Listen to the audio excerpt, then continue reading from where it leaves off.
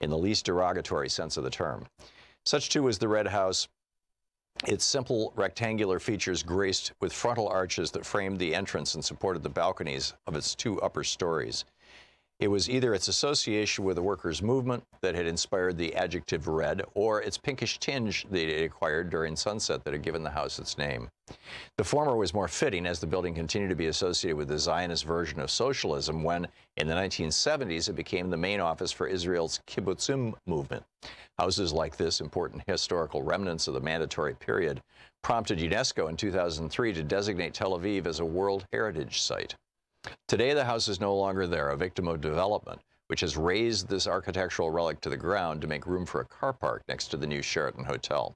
Thus, in this street, too, no traces left of the White City, which it has slowly transmogrified into the sprawling, polluted, extravagant metropolis that is the modern Tel Aviv.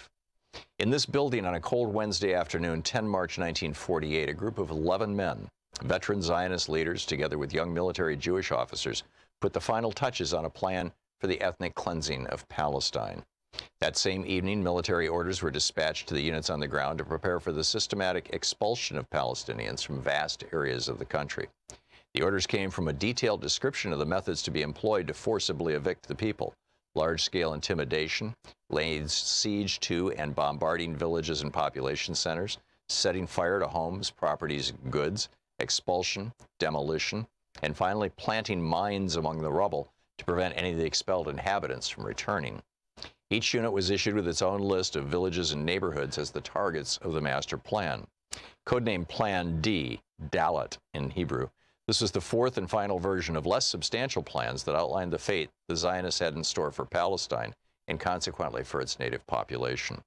The previous three schemes had articulated only obscurely how the Zionist leadership contemplated dealing with the presence of so many Palestinians living in the land that the Jewish national movement coveted as its own. This fourth and last blueprint spelled it out clearly and unambiguously. Quote, "The Palestinians have to go," end quote. In the words of one of the first historians to note the significance of that plan, Simcha Flapan, the military campaign against the Arabs, including the conquest and destruction of the rural areas, was set forth in the Haganah's Plan Dalet.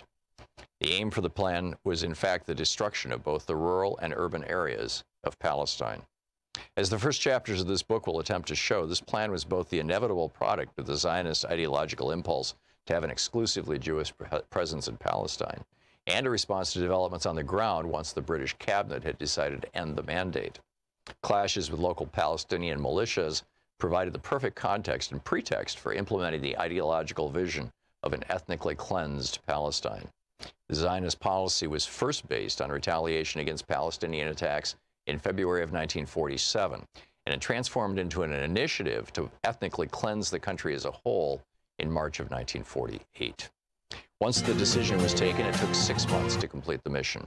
When it was over, more than half of Palestine's native population, close to 800,000 people, had been uprooted. Thom Hartmann Program.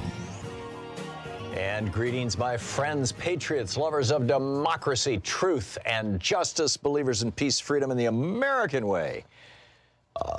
It's going to be an interesting day today. Julio Rivera is going to drop by in our second hour, and we're going to be discussing releasing presidential tax returns. Jeff Bryant will be here in our third hour from the Independent Media Institute about how charter schools are scamming us, and Betsy DeVos is making it happen. First, though, I want to start out with talking about, you know, what Bill Barr is up to, and what Stephen Miller is up to, and what the white nationalists and the racists in the White House are doing. And I think all of this stuff is very consequential and very important and worth talking about. Bill Barr this morning testifying before Congress. This was the Appropriations Committee. And, I have to say, I thought some of the questioning was pretty damn lightweight. I mean, basically, people were asking him questions, and he was simply saying, "I'm not going to tell you." Yeah. and a couple of the Democrats were like, "Oh, okay, let me change the subject then." I mean, it's really pretty breathtaking. And he 3 times he was asked, "Did you share this letter, this cover-up letter, this 4-page so-called summary of the Mueller report? Did you share this with the White House before it went to Congress?" And the first time he was like, "No." And the second time, I didn't talk to anybody. And then the third time he was asked, well, yeah, I did read it to the president's lawyer. In other words, yes, he shared it with the White House. Oh, man. This guy, and this was, and then Representative Brenda Lawrence asked him, with regard to Obamacare, just this very simple, straightforward question. You're trying to take down Obamacare. Obamacare is providing health care to millions of Americans. 12 million Americans will lose it immediately because of the Medicaid expansion being blown up. And then millions more, about half of Americans have a pre-existing condition. They're going to be SOL. They're going to be in big trouble.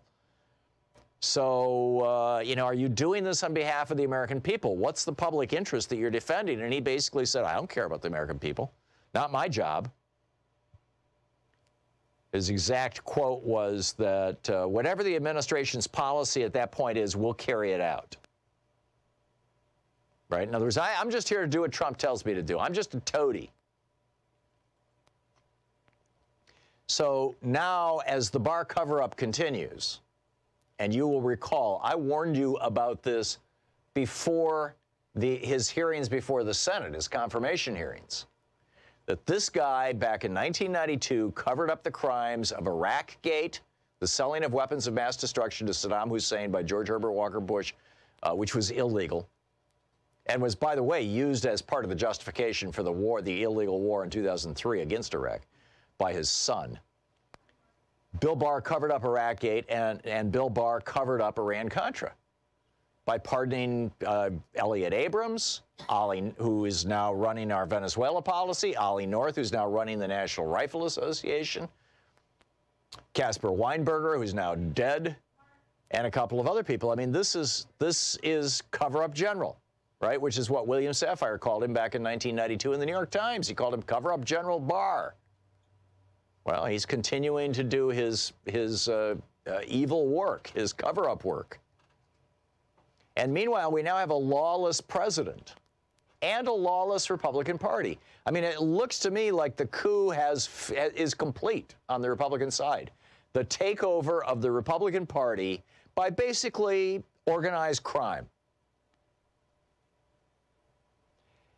By a man who has spent his life as a grifter and a criminal, a man who pleaded guilty to committing fraud against thousands of college students with his Trump so-called university, paid a $25 million fine after admitting, yeah, I'm a criminal, I committed fraud.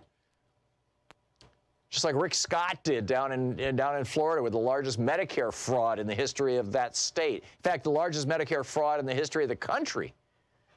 And now Trump wants to put him in charge of health care policy. Right? We've got a criminal in the White House. And people aren't willing to call him that, but that's what he is. And now he is advising other people to break the law. Donald Trump said to Border Patrol agents a couple days ago, ignore the judges. That's a crime.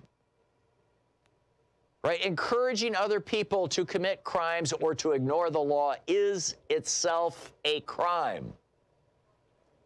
I guarantee you, if Bill Clinton had done that, if Barack Obama had done that, they would have been impeached in a nanosecond.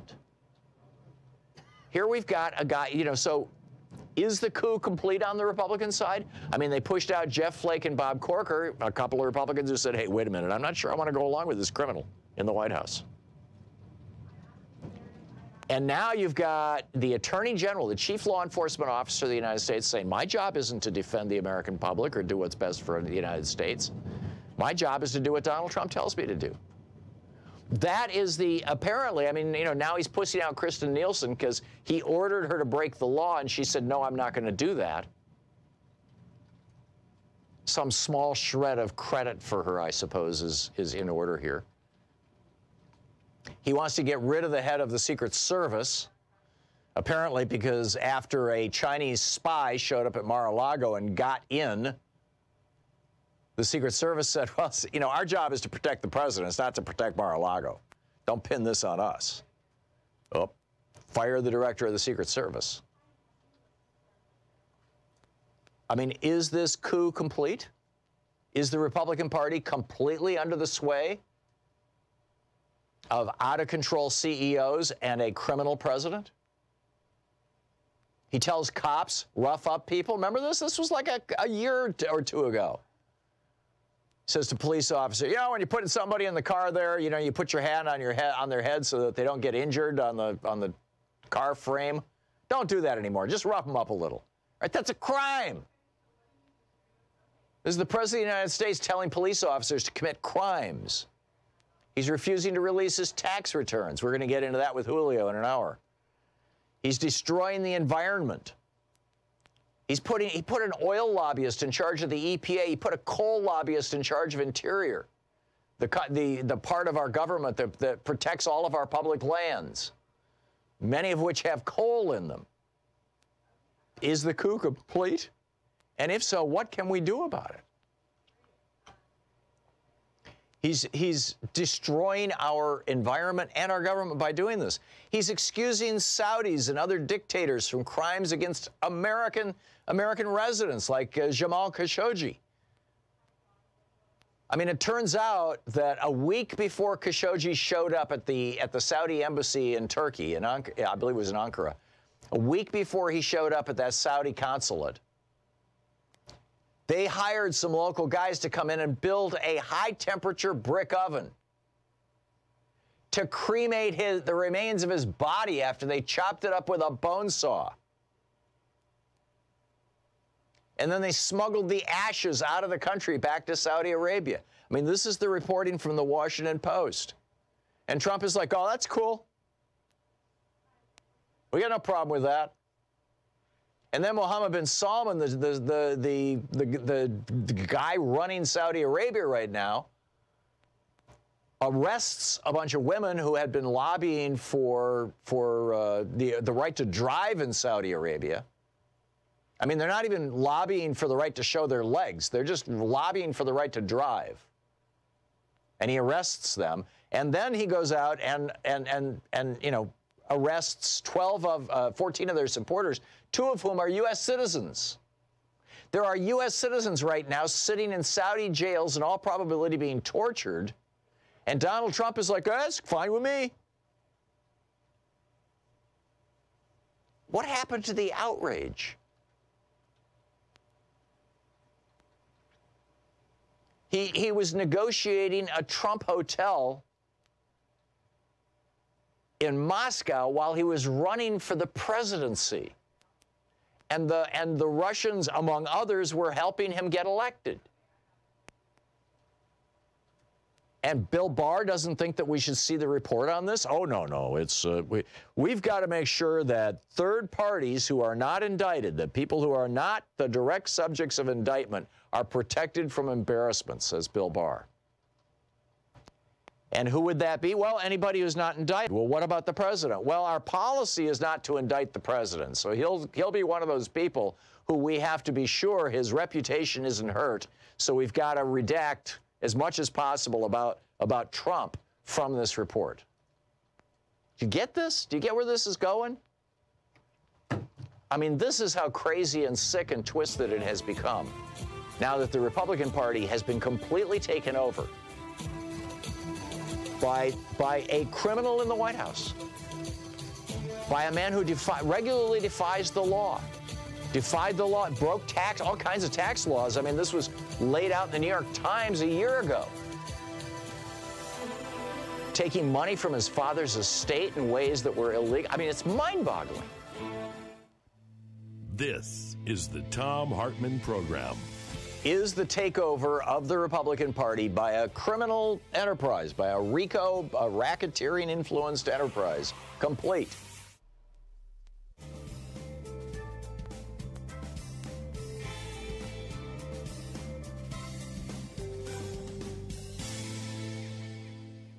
And welcome back, David in Greenfield, California. Hey, David, what's on your mind?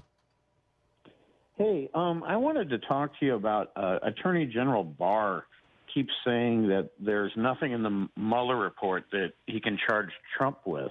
Right. It's like, duh, you know, DOJ policy is, you know, he can't indict a sitting president. Right. No matter what the report says, he will continue to cling to this to this policy, this DOJ policy that I believe came out of both the Reagan and the Clinton White Houses. And that in both cases, presidents who were facing the possibility of impeachment, or prosecution. No, you can't prosecute a sitting president. Yeah, you're absolutely right, David. It's a total catch-22. And I'm astonished none of the Democrats who were interviewing him this morning pointed that out. Yeah, I think that's the reason that he's so confident in his position that he's not breaking the law. There's he doesn't refer to law. He refers to policy. Yeah. There's also no grand jury information can be released on an ongoing investigation. Well, the only way you have an investigation that isn't ongoing is when you take it to trial, and you can never take Trump to trial as long as he's president. Right, according to the DOJ policy. Right, or you cease the investigation. But Barr, as one of the people who was interrogating him this morning, said this is a loophole you could drive a truck through, and I'm trying to see which member it was. But in any case, he said this idea that you're not going to sully the reputation of people who have not been indicted or are not being indicted by Mueller it's not just a loophole you can drive a truck through. It is the loophole that they are using to cover up the crimes of Donald Trump.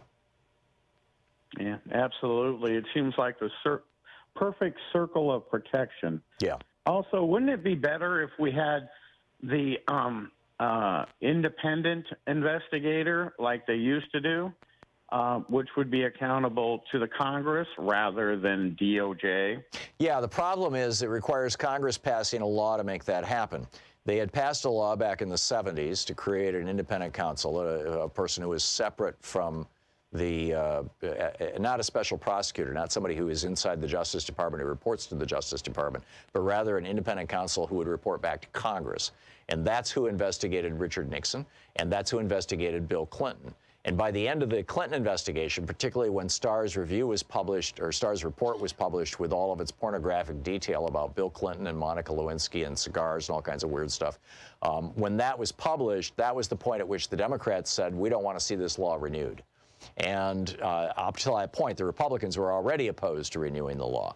And so as a consequence, the law expired. Now, once that law expired, the Department of Justice realized that there had to be some way of holding the executive branch accountable, and so they came up with this special special counsel or special prosecutor role, but which is what Robert Mueller is filling. But that role reports to the Attorney General, not to Congress. Yeah, and it's Trump's perfect circle of protection. Yeah, it absolutely is. Very well described, David. Thank you very much for the call. We'll be right back. It's 20 minutes, coming up on 21 minutes past the hour here on the Thom Hartmann Program, occupying the media 3 hours a day, 5 days a week, as we defend America from the conservative weapons of mass deception. Stick around. We'll be right back.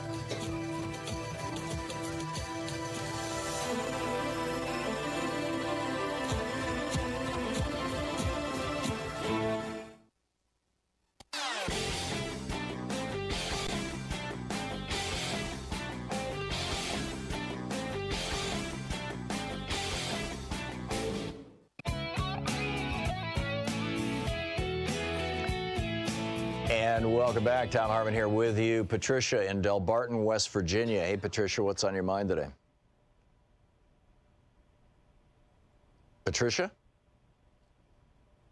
I am not hearing Patricia. Shira, she is on line 3 if you want to find out what's going on there. Mark in Valley, Washington. Hey, Mark, what's on your mind today? Hey, Tom, how you doing? I got a quick answer to your question, but I got a question for you. Yes, it has been taken over. Now, my question is... The Republican Party has been taken over by this criminal enterprise, the Trump organization. Pretty quick answer. Now, my question.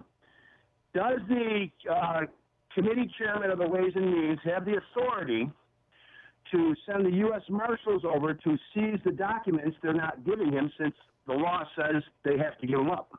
Well, no. The U.S. Marshals report to the executive branch. The only police power that Congress itself has is essentially the sergeant at arms in the Congress. There is a congressional police force that protects Congress itself, and that operates on the grounds of the U.S. Capitol building and in the congressional office buildings.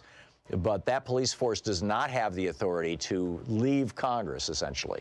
So Congress does not have a police force that they can use to enforce things like subpoenas. They have to refer those to the courts, and then the courts have to order the executive branch, which controls the police powers of the United States, to act. And if the executive branch refuses to act, as happened twice during the Andrew Jackson administration and once during the Abraham Lincoln administration, if the executive branch refuses to carry out the orders of the courts, including the Supreme Court is what I'm talking about here. These were all Supreme Court decisions, 2 of them during Jackson, 1 during Lincoln. Then basically Congress is stuck. There's nothing they can do. Wow. So basically they have no way of actually getting these tax. No, this is what I've been saying from day one. We're not going, in all probability, unless there's a leak or unless they can figure out some way around it, we are not going to see Trump's tax returns, and we are not going to see the Mueller report. Because both of those, in order for Congress to compel the release of these 2 things, they are going to have to go to the courts. They're going to have to go all the way up to the Supreme Court. That's a process that could take, in some cases, it takes 2-3 years. Although they can probably expedite this and get it before the Supreme Court this year, but that means that the Supreme Court won't rule on it until next year, which is an election year, and they may even punt at that. And then if they do rule on it, Trump has 2 brand new people that he put in, one of them who should have been Merrick Garland. I mean, this is just obscene how this happened, filling in for Scalia, and then Justice Kennedy. His son was working at Deutsche Bank, apparently participating in making sure that Donald Trump and his company were getting loans, and he conveniently retired just in time for Brett Kavanaugh to come in. So Trump is betting that the Supreme Court is going to rule his way. But even if the Supreme Court rules against him, he can continue to ignore them. It has been done in the past. It was done by his hero, President Andrew Jackson, twice, once with the Trail of Tears and once with the shutting down of the Second National Bank of the United States. Yeah, well, see, that's my fear. It will go to the Supreme Court, and they'll rule in his favor. Yeah. No, I think it's entirely possible. But whether they rule for him or against him, I would be willing to bet money that we will not see these things before the election. We will not see Trump's tax returns, and we will not see the full unredacted Mueller report, or even Congress won't see it, or at least we won't know the essence of it until after the election. This is I agree with you there. This was Bill Barr's job, and he is doing it and doing it well. Mark, thanks for the call. Jesse in Miami. Hey, Jesse, what's up? Hey, hi, Tom. Hey, I see a basic conflict as basic as it was between the southern states and the northern states. You know, one believed in equality, the other didn't believe in it. Today we have the same thing. Yeah. These guys who's opposing everything that's freedom, democracy, make democracy small enough to drown in the bathtub. It's the same concept. Yeah, I think you're right, Jesse. I think arguably, I think you could build a case that right now we are relitigating the Civil War. Yeah, yeah. And the thing is, the big lesson learned from it is that when you're wrong, you're wrong. Yeah. You're on the wrong side of history. There ain't no way to justify it. And the only way they've been doing it is with the media.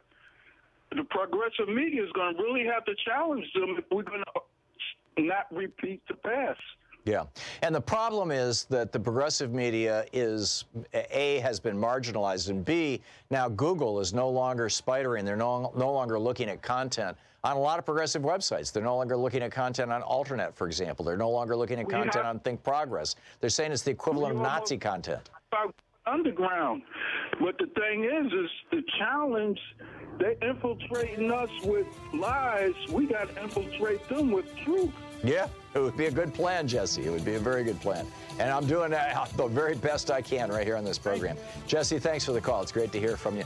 We'll be back. Stick around. It's 27 and a half. It's coming up on 28 minutes past the hour here on the Thom Hartmann Program, helping you win the water cooler wars. We'll be right back. You're listening to the Thom Hartmann Program. Call 202-808-9925. It's the place where smart people get their news. Is the coup complete? on the Republican side? And if so, what can Democrats do about it?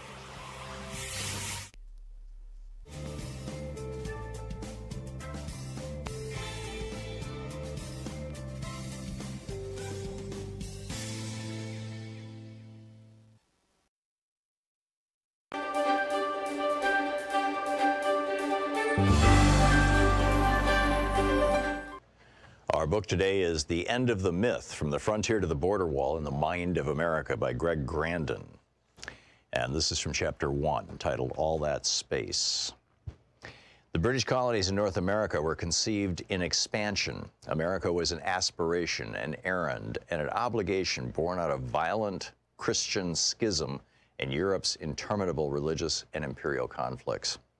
Depending on the intricacies of their particular interpretations of Revelation, the Protestants who settled New England might have understood flight across the Atlantic as a way of escaping European war, or they might have seen migration as a chance to open a new front and win those wars on a new soil. Here in the 1600s, in the eschatological nebula of the New World, was the first paradoxical image of America as simultaneously pristine and despoiled, empty and at the same time filled with primitives begging for deliverance, subordinated to Catholic Spain, which had conquered its part of the Americas a century earlier and stood as the great obstacle to Reformation England's rise as a world power.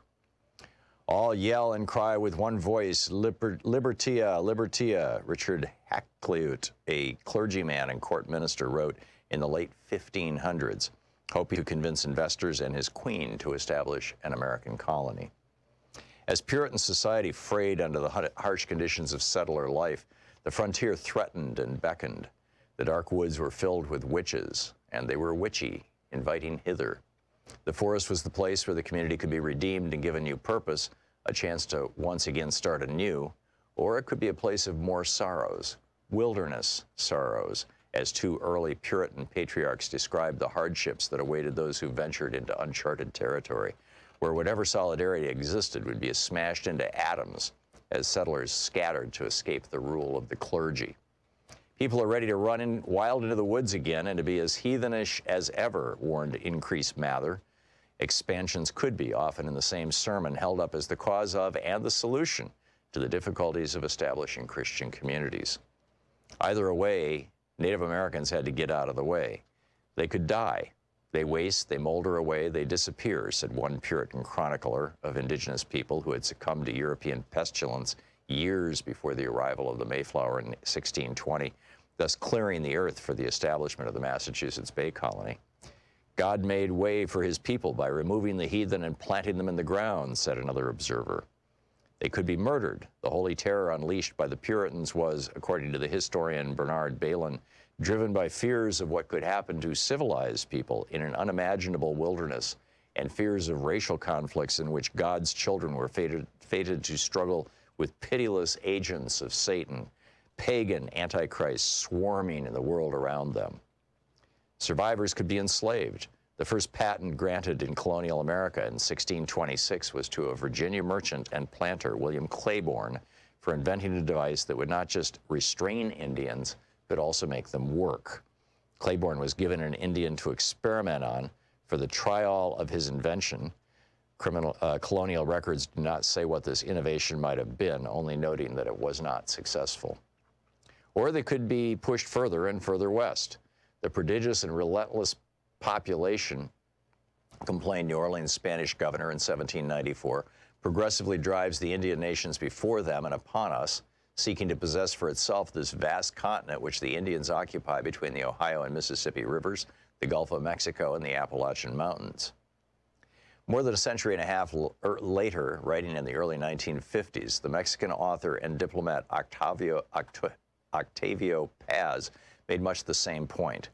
America was, he writes, if anything, geography, pure space, open to human action. Since it lacked historical substance, ancient social classes, established institutions, religions, and hereditary laws, reality presented no obstacles other than natural ones. Men struggled not against history, but against nature.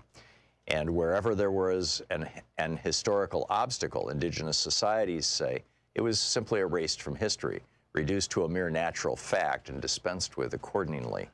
Evil is outside, part of the natural world, like Indians, rivers, mountains, and other obstacles that must be domesticated or destroyed. End of quote. The American Revolution is a permanent revolution, Paz went on, a nonstop expulsion of, quote, all elements foreign to the American essence and a constant invention of itself. And anything that stands in the way of that invention, anything that is in any way irreducible or inassimilable to perpetual creation, be it Native Americans, Spanish America, or history itself, quote, is not American. Quote, in other places, the future is one of man's attributes because we are men. We have a future. In Saxon America, the process is inverted and the future determines the man. We are men because we are the future, and everything that has no future is not a man. End of quote. The United States, Paz said, offers no room for contradictions, ambiguity, or conflict. The nation flies forward swiftly, as if weightless across the land. Trying to stop North Americans moving west, Stephen Austin, the founder of Texas, said over a century earlier, was like trying to stop the Mississippi with a dam of straw. The drive west waxed and waned and burst forward with great passion during key moments. The book, The Edge of the Myth, by Greg Grandin.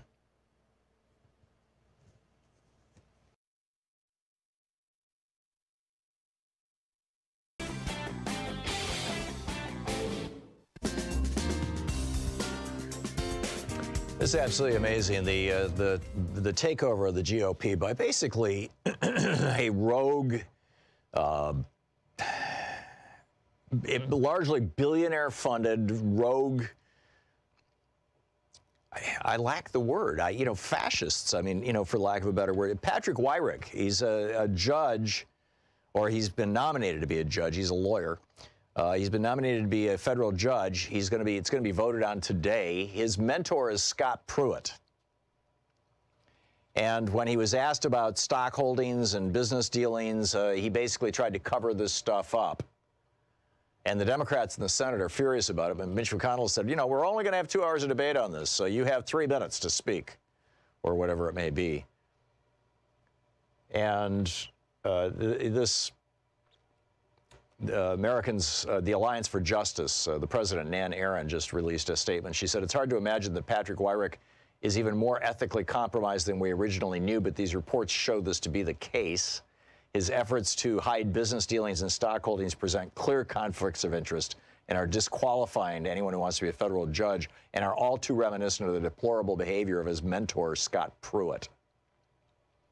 He's going to be the first judge that they vote on under these new rules. Meanwhile, the judge who's on the Supreme Court, Brett Kavanaugh, the guy that I am sure Donald Trump is expecting is going to cover his butt, is going to protect him. Brett Kavanaugh, when he was the D.C. Circuit Appeals Court judge, his first job as a judge, by the way. In fact, outside of working for George W. Bush on torture memos, maybe his first job as a lawyer. In a case called Blumen versus Federal Election Commission, he basically said that people who are not citizens and who are not legal permanent residents of the United States can send all the money they want to warp and twist our politics as long as they don't give it directly to the candidates.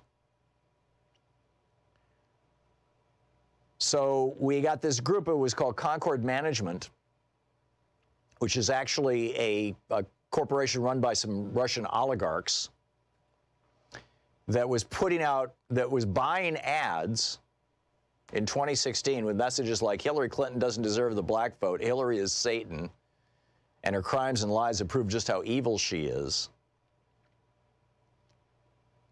And Brett Kavanaugh was like, oh yeah, that's just fine. So you think he's going to hold Trump to account? Somehow I doubt it. Art in Wonder Lake, Illinois. It says here you disagree with me. About what? Art, listening to WCPT? I don't get it, Shira. Why is it that the people who disagree with me never come on the air? Are they chicken? Jules in Whittier, California, listening on KPFK. Hey, Jules, what's on your mind today? Yeah, I think that they should impeach this guy. I mean, how many mountains, Himalayan mountains of evidence do they need? I mean, what's wrong with these people? Democrats should be like fired up. They should be looking at this as a political opportunity. Let's get rid of him before, his cancerous, influence. Let's get rid of him. Yeah. There's not an American in the country that can't see what's going on. It's really sad because the rot goes so deep in his constituency that I guess it's a footnote on American citizenry. Well, and he's driving it so deep. I mean, he's basically decapitating the leadership of the Department of Homeland Security. Yeah, all of the Democrats right now need to unite, but I guess they're on the same side when you talk about the military budget, because the Republicans wanted $750 and they wanted $750. Yeah, this has nothing to do with the military budget, Jules. This is criminal activity in the White House being conducted. The President of the United States giving state secrets to foreign actors, in this case Russia. Right. And God only knows what people overheard down at Mar-a-Lago when he was talking about bombing the crap out of Syria. Sitting there with President Xi. I mean, conducting statecraft right out in the open. Any spy for any country can be sitting with the president for $200,000. I mean, really? That in itself is something that should be impeachable. Look at it this way. The Founding Fathers wanted this equal playing field, right? They want to get away from the monarchy. They want everybody to be equal. That was the Constitution. We're all created equal. Now what we've got in this century, we've got these billion trillionaires, I don't know, and we're so unequal. So the whole spirit of the American, independence is being defied right now by Trump. No, I get that. That's been going on since Reagan, and it started back, in the 1920s. You saw this start with Harding, and of course it reached its climax in 1929. But Jules, I get your point. Thank you very much. We're kind of wandering afield here. John in San Francisco, listening to Real Talk 910. Hey, John, what's up? Good morning, Tom. I want to call table stakes on the Trump administration, and what I mean by that is I'd be initiating a solution to this whole nightmare that we're having to live through. And if you allow me an opportunity, I'll explain what I mean. What I mean is that back in 1987, Ronald Reagan initiated the very first extraordinary rendition on an Achille Lauro hijacker out in the Mediterranean. And ever since then, the Republicans have used extraordinary rendition for whatever purposes they need to solve whatever issues they have. And my suggestion is that we use this on the Trump crime family and have a rendition to a foreign cell and initiate proceedings of impeachment imprisonment now, while there's still time and opportunity to do this, because I get how outraged you are. I get your sentiment, but just because the Republicans are breaking the law and have been breaking the law since Reagan, it doesn't mean the Democrats should break the law. A, and B, the American people are not going to put up with, and in fact, nobody should put up with somebody kidnapping the President of the United States or his family and spiriting them off to some hellhole to be thrown in jail. Come on. I mean, I get that you're being hyperbolic for effect, but that ain't gonna fly. I think you're underestimating all the people on the right that are attracted to the authoritarians in the Republican Party. Part of the reason they're not attracted to the Democrats is they have no cojones when it comes to acting on their principles. Yeah, but that's not cojones, John. That is not, it's not somebody showing their manliness by breaking the law. That is breaking the law. John, I get your point, but I'm not going to continue going down that road with you. Richard in Calumet, Michigan. Hey, Richard, what's on your mind? I'm totally baffled. Okay, by what? Well, the whole thing, it's I'm listening to the conversations going on, and obviously the Trump and crime family need to be brought up on RICO charges. But how in the hell do you go about it when every single, it seems like all the bases are covered and there's no way to, there's no crack in the armor. Well, this is what Trump has been doing. He as head of the executive branch of government, which is the branch that wields all of the police powers in the United States, he has set about to corrupt the cops, basically. It's like the mayor of a town who has been committing crimes for years and years, you know, a corrupt real estate mogul who becomes the mayor of a town. And as soon as he becomes mayor of the town, he fires the police chief who was, you know, independent and looking into things and replaces him with a toady. And then he fires the assistant police chief and replaces her with a toady. And then he fires the head jailer and fires that, you know, replaces them with a toady. And pretty soon you got nothing but toadies. Yeah, well, I understand all that. What the hell can we do about it? I mean, literally, he's acting like the Don. I believe that impeachment. Last caller said that, you know, extreme measures need to be taken. But how can we take any kind of measures when, like I said, all the bases, it's like he's built an impenetrable wall around him, and how do we kick through it? Right, and he is covering up his own crimes. Because of this Justice Department policy, which goes back to two presidents who themselves apparently committed crimes, saying that the president is so busy throughout every day. Now, how this applies to Donald Trump, who spends 8 hours a day watching television, I don't know. But, I mean, I make that, seriously, Richard. But I know exactly. Yeah, but if you go back and you read the Justice Department finding, you know, the ruling in which they said that it's our policy not to indict a sitting president, the reason that they gave is because the president is so busy and his actions are so consequential and so important to the country that something like a criminal indictment should be deferred until after he's no longer in the White House so that he doesn't get distracted from his job. And here we've got a president who has played golf more often in 2 years than Barack Obama did in 8 years, who spends 6 or 8 hours a day watching television and calling his friends, and does very little actual business. And the business that he does do is telling people who work for him to break the law and getting PO'd at them when they don't and firing them. I mean, you know, if there was ever a president who should be indicted, it's Donald Trump. And if there was ever a time that the Justice Department should reconsider this, and if there was ever a time that members of Congress should be saying, we don't give a rat's ass what the Department of Justice's policies are, this is the law. And in fact, they should pass a law saying that it should be called the President is Not Above the Law Act, and it should simply say, the Department of Justice shall promulgate no policies that insulate the President of the United States from criminal prosecution. You're listening to Thom Hartmann. Visit ThomHartmann.com for audio and video archives. I mean, this is just insane. It's 45 minutes past the hour. Back with more of your calls in just a minute.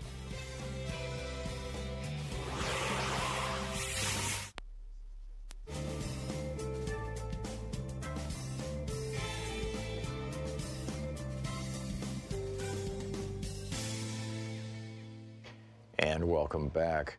James in Encino, California. Hey, James, thanks for listening to KPFK. What's up? Cheers, Tom.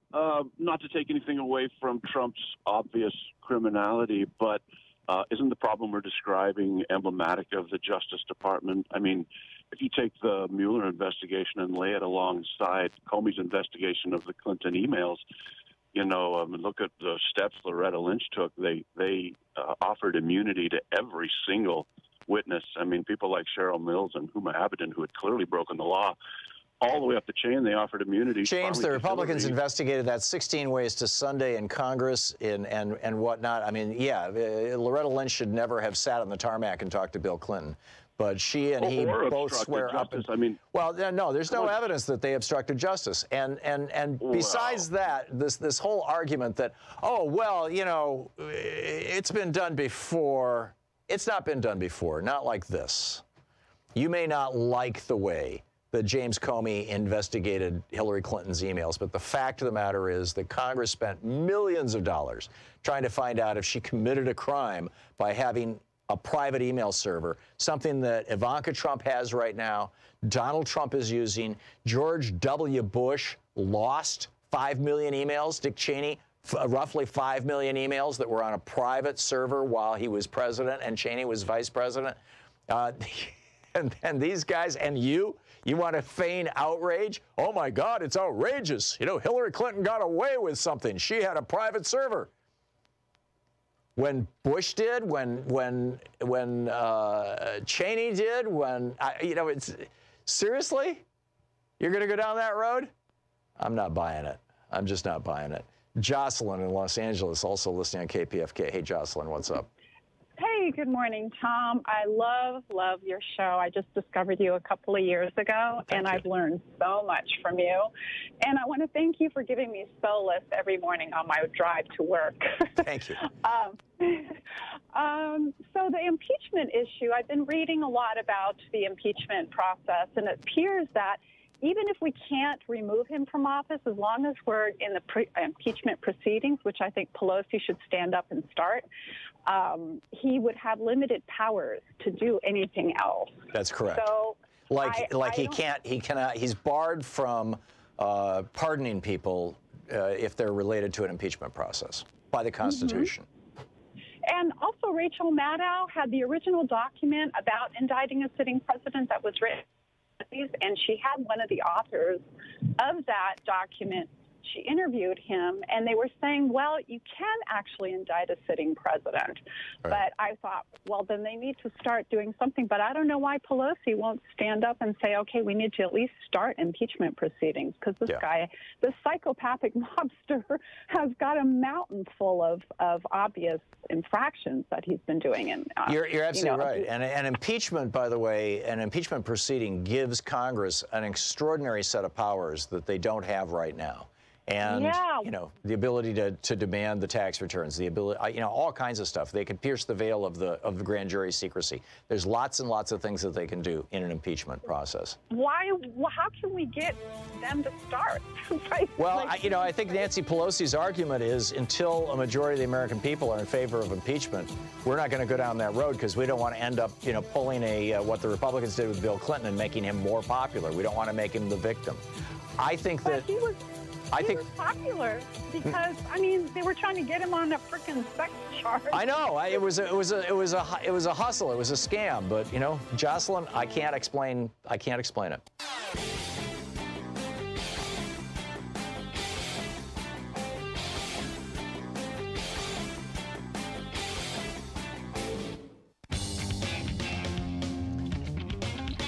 Welcome back. Thom Hartmann here with you. It seems to me that if Congress really wants to get to the bottom of this stuff, Bill Barr basically saying, in a very nice way to a number of members of Congress this morning, I'm just not going to talk about that. You can't make me. And in all probability, he's right. They can't. This administration is going to call everybody's bluff. They're going to pull a full Mussolini here. He's decapitating the police powers of the, or not decapitating, replacing everybody who has significant control over police powers with a Trump toady. I think the answer to this is impeachment. Very simple, very straightforward. Impeachment, number one, prevents Trump from pardoning people who might be involved with the impeachable offenses, which will stop his ability to pardon, Manafort and Gates and others.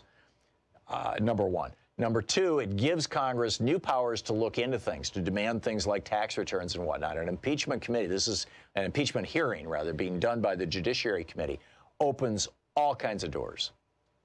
And I think that when Nancy Pelosi said we're not going to impeach, she was saying basically, there's a political consequence to impeaching. And the Republicans paid that price in the case of Bill Clinton. Well, Bill Clinton was impeached for having sex with a 22-year-old, 21 or 22-year-old consenting adult. This is nothing like that. This is not even remotely like that. This is, he was impeached for lying about it, but this is nothing even like that. This is a whole different thing. Mick, listening to KTRC in Santa Fe. Hey, Mick, what's up? Hey, Tom, how are you? Good. What's on your mind? Reflecting on what the fellow, just a couple callers in front of me said about what can we do because we're essentially impotent as citizens, because it's been demonstrated beyond a shadow of a doubt that our Constitution was not written for the citizens to actually have any power other than voting once every 4 years or every 2 years or every 6 years. And I just got done watching the entire series of Ken Burns' story on the Vietnam War. And I'm of that era, okay? But I was flabbergasted by the amount of corruption within the corporate and Eisenhower's military-industrial corporate complex as to all of the shenanigans that occurred during that war, which we're still living out the consequences of that war. Yes. And we will until basically the Union falls apart. And I'm just wondering, you know, I mean, there was Jefferson or somebody said, oh, well, you know, if the republic is just no longer worth a darn, the citizens have to rise up and change it. But if the executives can pull in the military like they did at Kent State and in many other situations, how in the world are the citizens going to stand up to that? And I'll take my answer off the air. Well, Kent State backfired on them, Mick. You know, when Kent State happened, Americans were horrified, and the Buffalo Springfield wrote and performed a song about it. I mean, I'm not sure that we can compare this point in history to any other point in history. I agree with you that we have been seeing the gradual degradation of standards and morals in our government and in the White House, frankly. And shockingly enough, I was able to get on the Thom Hartmann show for the first time. you were and you are. I'll take you off the line. This is, you know, I mean, it's something that we need to address. I mean, and I think, frankly, an impeachment hearing would be cathartic. I think this would begin the process of waking people up. I could be wrong, but I think it's the way we should go. Kathy in Tacoma, Washington. Hey, Kathy, thanks for watching us on Facebook Live. What's up? Thank you for taking my call, Tom. I just wondered if you were aware that Bill Barr came off the board of Dominion Energy, which is based in Maryland, I think, only this past January. And Dominion Energy is one of, I think, 2 current LNG exporters in the U.S. He was also given, I think, 90 days after his confirmation to get rid of his Dominion stock. So I would say that's a real problem. Wow, I had no idea. I mean, you know, this is the way typically that the corporate establishment takes care of corrupt Republicans, is after they're out of office. Bill Barr used to be the Attorney General, then he went into private practice. But after they're out of office, they get seats on the boards of corporations. They get paid $1 million a year, in some cases a whole lot more, in some cases less. But you know, that's kind of an average $1 million a year for being on that board. And it's the soft landing that pretty much any Republican who does the bidding of the corporate state knows is waiting for them, and some Democrats as well, by the way. And right, Tom. In this case, though, this is about LNG, which is about fracking, which is probably what's causing the climate to come apart, because so much methane escapes unburned, fugitive, and it's 86 times worse than CO2 as a greenhouse gas. Something's causing the climate to come apart. And with, 300,000 fracking wells in the U.S. now? Yeah. And they're desperately trying to make it profitable, so now they desperately want an export terminal on the West Coast. And I live in Tacoma, Washington, and we're ground zero. Right. They're putting in, Puget Sound Energy is putting in a horribly dangerous, terrible LNG facility they built here with no permit. Talk about fascism, no permit. Still don't have the permit. It's nearly complete.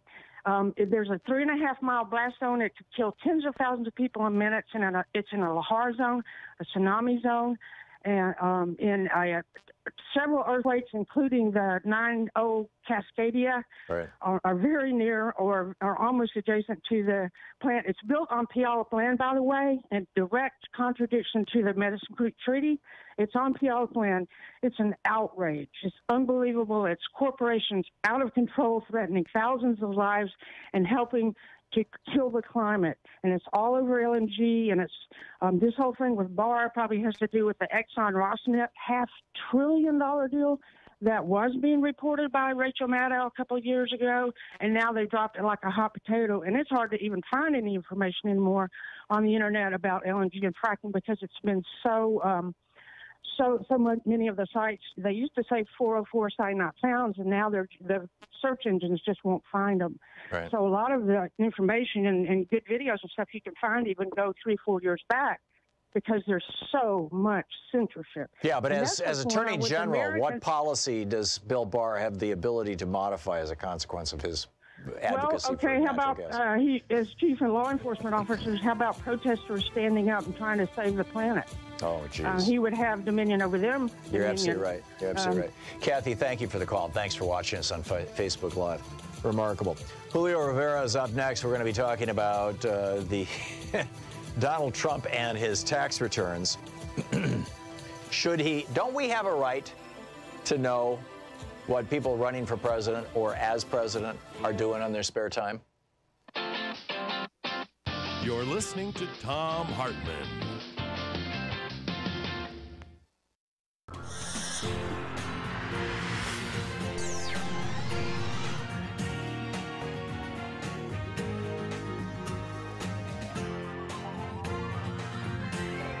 We say fight back!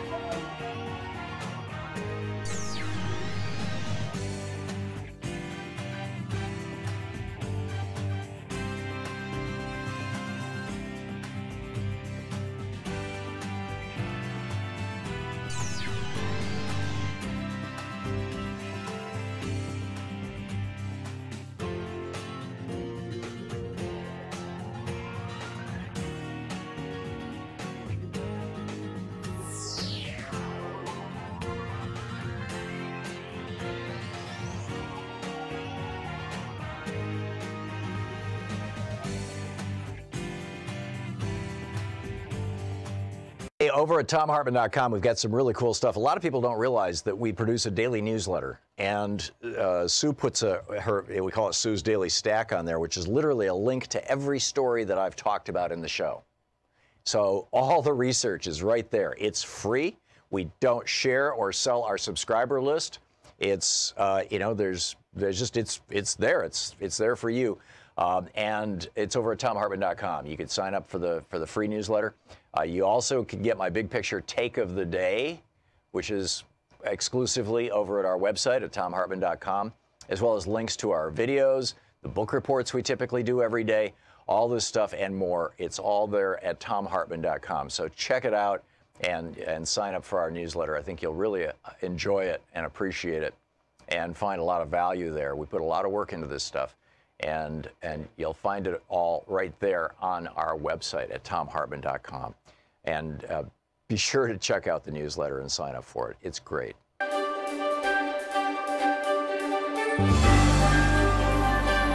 We're reading today from a book by Four Arrows, also known as Donald Jacobs or Don Jacobs. It's titled Point of Departure, Returning to Our More Authentic Worldview for Education and Survival. This is from Chapter 3, Community-Oriented Self-Authorship. Knowing the power of intentional and unintentional trance-based learning and how the latter can make us susceptible to believing untoward communication from authority figures, we can understand one reason self-authorship is important in the indigenous worldview. When we are in control of our thinking and trust our intuitive insights, our natural trance awareness helps prevent misdirection from external influences. It gives us the authority for what we can then instill in our minds to achieve. If someone such as a trusted shaman or psychologist has, certain skills at hypnosis, we might tentatively authorize him or her to help us form the most effective images, but we do so with full awareness. More important than avoiding negative influence from perceived authority figures, however, is the self-authorship via indigenous worldview that gives high degrees of individual autonomy to people while at the same time assuring that people use their freedoms to help their communities. In the indigenous worldview, the highest authority for all decisions comes from one's personal, honest reflection on lived experience with the understanding that everything is related. It is this understanding that makes a distinction between self-authorship, as it is generally perceived in the dominant worldview, and that of the indigenous one. Self-authorship is always ultimately in the service of the greater good in the latter. Self-authorship in indigenous ways of thinking comes from knowing that the highest experience for decisions comes from honest reflection on lived experience in light of realizing that everything is related in life, and this interconnectedness must be a part of all decisions. Michael Anthony Hart gets to these ideas about inner authority coming from such reflection. Through inward exploration, tapping into creative forces that run through all life, individuals come to subjectively experience a sense of wholeness. This exploration is an experience in context, where the context is the self in connection with happenings, and the findings from such experience is knowledge. Happenings may be facilitated through rituals or ceremonies that incorporate dreaming, visioning, meditation, and prayer. The findings from such experiences are encoded in community praxis as a way of synthesizing knowledge derived from introspection. Hence, indigenous peoples' cultures recognize and affirm the spiritual through practical applications of inner space, excuse me. Such a holistic understanding of accessing, trusting, and exercising our inner authority is the source of the creativity and knowledge synthesis we need for addressing our global problems. While Ehrman refers to this inner authority with the Cree term Mamatawisin, which is the capacity to tap the creative life forces of the inner space by the use of all the faculties that consume our being, it is to exercise inwardness. This understanding is missing from our dominant worldview, where objective-based outward exploration is sought for guidance rather than introspective knowledge development.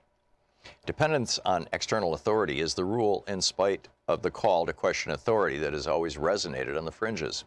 Under the dominant worldview, obedience trumps community-oriented self-authorship. Decision-making is rarely a holistic process, nor does it utilize alternative states of awareness, deep reflection, and community praxis. The random quotations below, selected from an internet search, reveal that obedience to authority is common under the dominant worldview. Obedience to lawful authority is the foundation of manly characteristics by Robert E. Lee. All religions have morality on obedience, have based morality on obedience, Alexander Herzen. Obedience brings peace in decision-making, James Faust. Justice is the insurance that we have on our lives and property. Obedience is the premium we pay for it, William Penn. I was not born to be free. I was born to adore and obey, C.S. Lewis. Every game has rules. Life's a game that has its respective rules. Obey the rules, win the game, Israel Ahavor. A wolf cannot have more than one head, or it tears itself apart, Con Iggulden. From a social dissident on the fringe, Noam Chomsky wrote, any dictator would admire the uniformity and obedience of the U.S. media. From an indigenous-raised Lakota, Oyessa, the American Indian was an individualist in religion as in war. Reliance on external authority is not only the bedrock of choices in mainstream society and the main approach to moral development, but it also gives guides jurisprudence and conflict resolution. Authorized punishment or revenge is a primary goal for wrongdoing. Under indigenous worldview, bringing offenders back into community via affected members of the community is the goal. This relational approach expands the circle of land and seeks input from the wide circle of relevant people. Spiritual resources are employed via prayer or song, and subjectivity is as important as objectivity. Hart emphasizes this relationship as emphasizing spirit and spirituality, and in turn a sense of communitism and respectful individualism. And then he goes on about the indigenous worldview and how it relates to what we would call communism. Point of departure by Four Arrows. Want to connect with the show online? You can find the Thom Hartmann Program on Facebook, Twitter, and Instagram.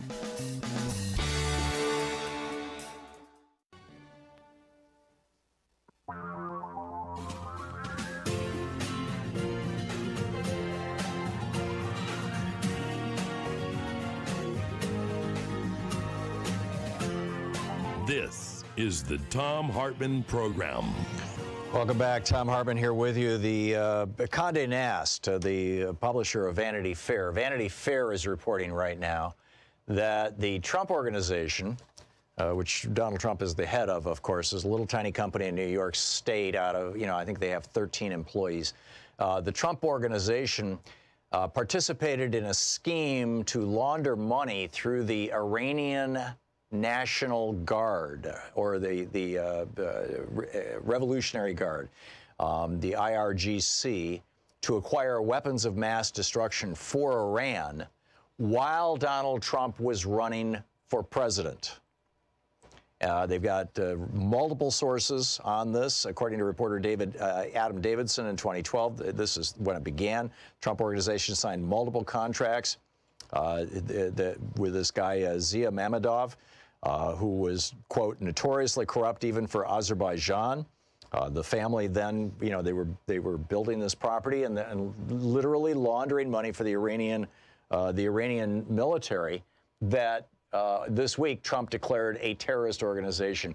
Shouldn't we have the right to see his tax returns and find out how much money he helped the Iranian Guard launder? How much money he was, how much business he was doing in Azerbaijan, in Baku with this Trump Tower that was never completed but was built and then caught on fire? How much insurance money he got? Shouldn't we find out how much of the Russian oligarchs' money has ended up in his pockets after both of his sons came out and said, we don't need American banks, we're getting all our money from Russia? Don't we as the American people have the right to know this? It seems to me like, you know, a reasonable thing. On the line with us is Julio Rivera, the editorial director of Reactionary Times, columnist with Newsmax, The American Thinker, and townhall.com. ReactionaryTimes.com is his website. Oh, yeah, it's Julio is his Twitter handle. Julio, welcome back to the program. Hey, thank you so much for having me, Tom. And with my apologies, I was not completely aware of this development in Vanity Fair. I was under the impression we were going to just talk the general, should tax returns be, you know, well, this should be my apology then, Julio, because I was not aware of this until about an hour ago, and I should have let you know that this is something that I would like to talk to you about. But this is just an example. I mean, we know that there are dozens of examples of the Trump Organization doing business with corrupt oligarchs all around the world, and with, in some cases, oligarchs who are associated with the governments. He's got a Trump Tower in Manila, and we've got a murderous quasi-dictator now running the Philippines. Tom, there's nothing wrong with him doing business as a multinational corporatist. I mean, he's not the only person, newsflash, that's doing this.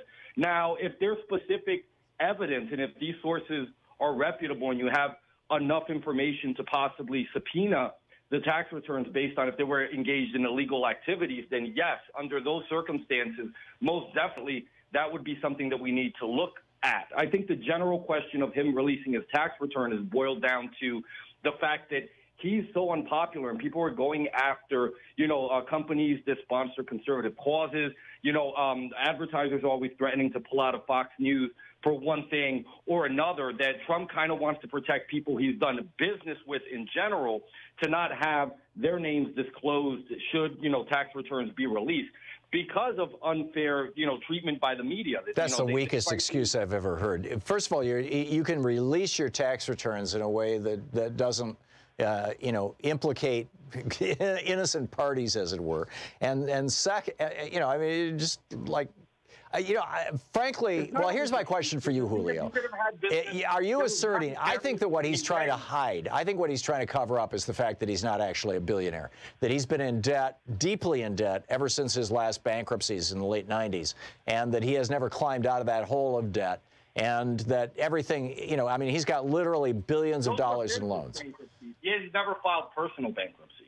And if you have, he's been involved in over 100 businesses, and he's had 4 bankruptcies. I mean, if you look at the rate of businesses that go bankrupt in this country, it's over 80% of new businesses go bankrupt in the first 2 years. So, I mean, I think that's Julio, it's not true. More than 80% of businesses cease to operate in the first 2 years, and that's because the vast majority of businesses are things that people start, you know, hey, I've got an idea. I think I'm going to start a business. For $200 I can incorporate, and then 6 months down the road, nothing happens, and they kill it off, or they just stop filing tax returns. It's got nothing to do with bankruptcy.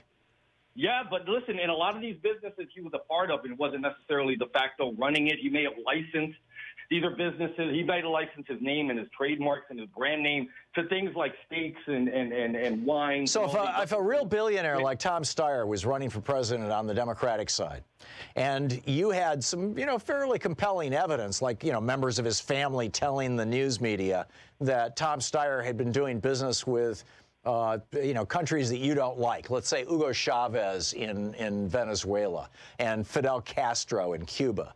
Wouldn't you be asking for Tom Steyer's tax returns? No, you're asking a general broad question based on no real evidence. Has he done business with Venezuela? Has he done business No, to the best of my knowledge, he has not. But if he had, I mean, I think it's a reasonable question because I'm just asking you if the shoe were on the other foot, would you still be holding to this position? I said it at the very beginning. Like, I wasn't aware of this money laundering accusation. And if there's any validity to it, I have no problem whatsoever with the tax returns that are pertinent for those years being released so we can see actually whether or not they, because that's a big accusation. You're saying money laundering. People go to jail for that, Tom. So you can't throw around loose accusations like that unless the sources and the actual stories are you can corroborate it with other information. Julio, Trump has a condo property that he buys from that's worth around, as I recall, $12 million, and this Russian oligarch gives him what, $54 million? Am I remembering this right? I mean, this has been a while since this was reported. It was over $50 million for the thing. And it's like, how is that not money laundering? I mean, there are numerous examples of Trump selling properties at wildly inflated prices to oligarchs of corrupt foreign, associated with corrupt foreign governments. Doesn't that alarm you?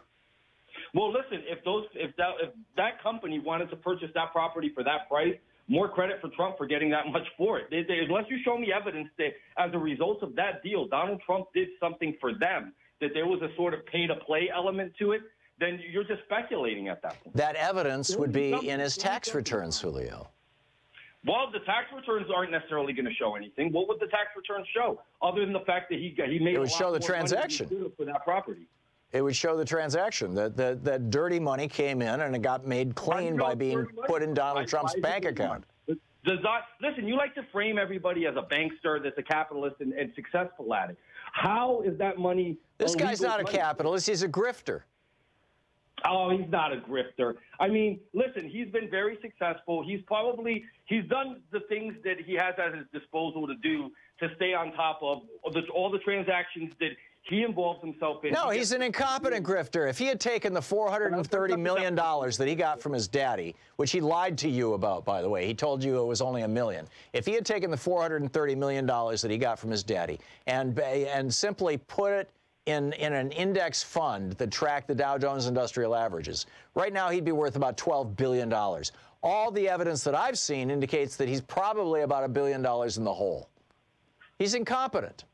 He was found guilty. He pled guilty to fraud, for God's sake, Julio. You're using information that isn't completely verified. We're not seeing his tax returns, so we don't know. People have been speculating that he's been devaluing his property on his actual tax returns and then overstating the value of the property. Well, we know that. I mean, just the records that were released by a county in New York State show that he took a property that was worth $10 or $15 million, declared that it was worth hundreds of millions of dollars in his statements to Deutsche Bank. Listen, you can't. We're not seeing the tax returns, so we don't know it. These aren't. No. You don't need a tax return to know that this is the truth. This is. You can see the documents of what he said to Deutsche Bank, and you can see the documents of what he said to the county. I forget which county. I think Westchester County in New York, where Westchester County ultimately decides what the tax rate is and what the tax assessment is.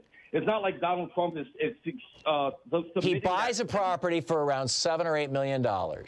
It's worth, this is like a decade or two ago. It's worth 10 or 15 million now. He claims to Deutsche Bank, as he's trying to get a loan for hundreds of millions of dollars, that the property is worth hundreds of millions of dollars, and he's going to use it to secure the loan.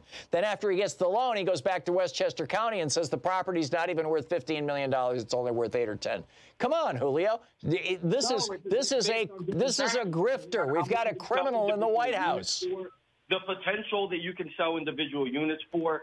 And all of that comes into play when you're trying to determine the intrinsic value of a property. This is one of his estates. This is one of his mansions. He's not selling anything.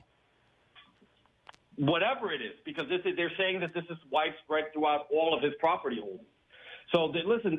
So don't you want to know? If you want to have general tax returns, in requesting the general tax returns of people who have proven to not do anything wrong, I think is an unfair invasion of privacy for people subsequent to Trump who may run for president. That I will say. But in terms of the original thing that you brought me on here, and then you said that that he may be involved in some type of money laundering situation. If in fact he is, then yes, I would believe that that's... Okay, so we've got, Julio, we just have a minute and a half left. We've got 20, I believe it's 23 or 26 states now that have proposed legislation before their legislatures requiring a candidate for president of the United States, in order to be on the ballot in those states, to have disclosed 10 years of tax returns. Do you disapprove of that, or is that okay with you? That's up to the individual citizens of those states. If they decide that that's what they want, that's our system, and it becomes law, and it should be honored. I personally don't necessarily feel it should be, but I wouldn't vote for that resolution. But if the people do, then sure. Interesting. So at a federal level, then we should have this as well, right? Or no? Only if legislation passes through both chambers and is signed into law by the president, sure. Yeah. Yeah, well, that's not going to happen with the Republicans in control of the Senate when you've got, this level of corruption. I'm pretty sure that if Hillary Clinton would have won, she wouldn't have wanted all those tax returns and all the Clinton Foundation money and all the Haiti relief. Oh, she had been putting out her, first of all the Clinton Foundation stuff is completely transparent. It's a nonprofit. They have to report that stuff. And secondly, she's been reporting her tax returns every year since 1991. Julio, thanks for being with us today. Julio Rivera. Good talking with you. Thank you. Okay, and Julio's website, reactionarytimes.com. Hang on just a second. This is the Thom Hartmann Program. And you can tweet him at YEAH. It's Julio, Julio. We'll be back.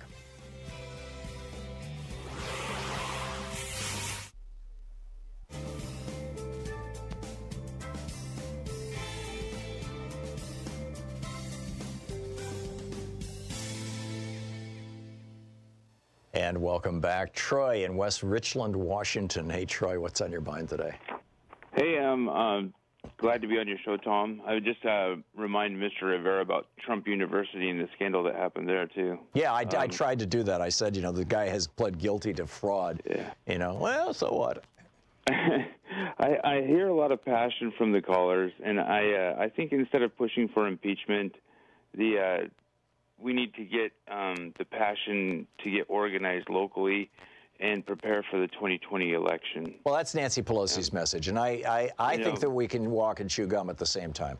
But, she's of the opinion that will drain so much psychic and emotional and political energy away from the Democratic Party that it will ultimately damage the attempts to get reelected or to get Democrats elected in 2020. And she may well be right. I mean, she's a much more competent and well-informed politician than I am, frankly.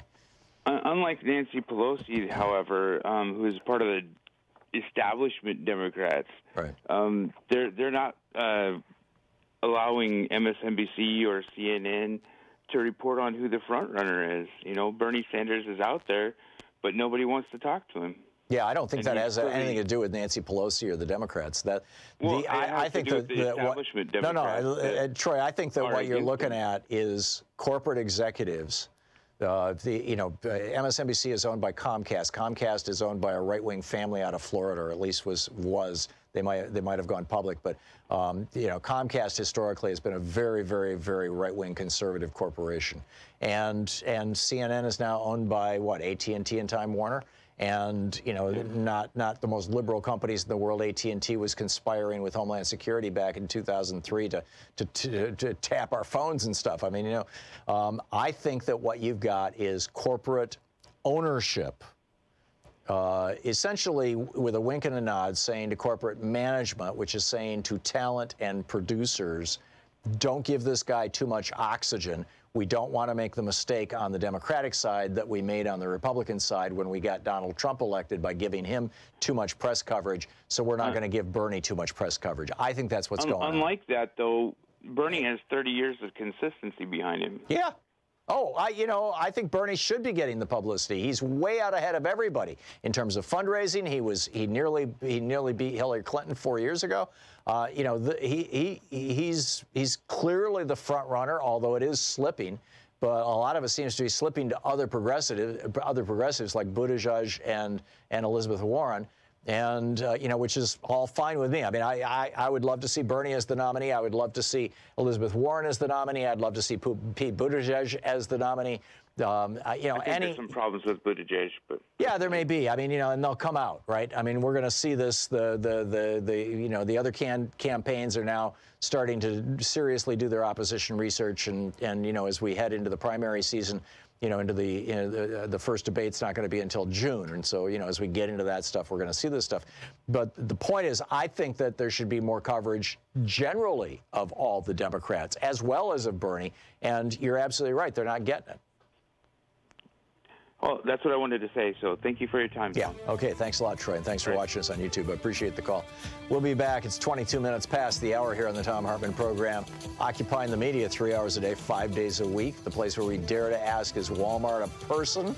And we dare to say, no, not a chance. Neither is Wells Fargo. Neither is you know, Bank of America. Fill in the blank, right? Corporations are not people, my friend. We'll be back. Hey, over at ThomHartmann.com, we've got some really cool stuff. A lot of people don't realize that we produce a daily newsletter, and Sue puts we call it Sue's Daily Stack on there, which is literally a link to every story that I've talked about in the show. So all the research is right there. It's free. We don't share or sell our subscriber list. It's you know, there's just it's there. It's there for you. And it's over at ThomHartmann.com. You can sign up for the free newsletter. You also can get my big picture take of the day, which is exclusively over at our website at ThomHartmann.com, as well as links to our videos, the book reports we typically do every day, all this stuff and more. It's all there at ThomHartmann.com. So check it out and sign up for our newsletter. I think you'll really enjoy it and appreciate it and find a lot of value there. We put a lot of work into this stuff. And you'll find it all right there on our website at ThomHartmann.com. And be sure to check out the newsletter and sign up for it. It's great. Want to connect with the show online? You can find the Thom Hartmann Program on Facebook, Twitter, and Instagram.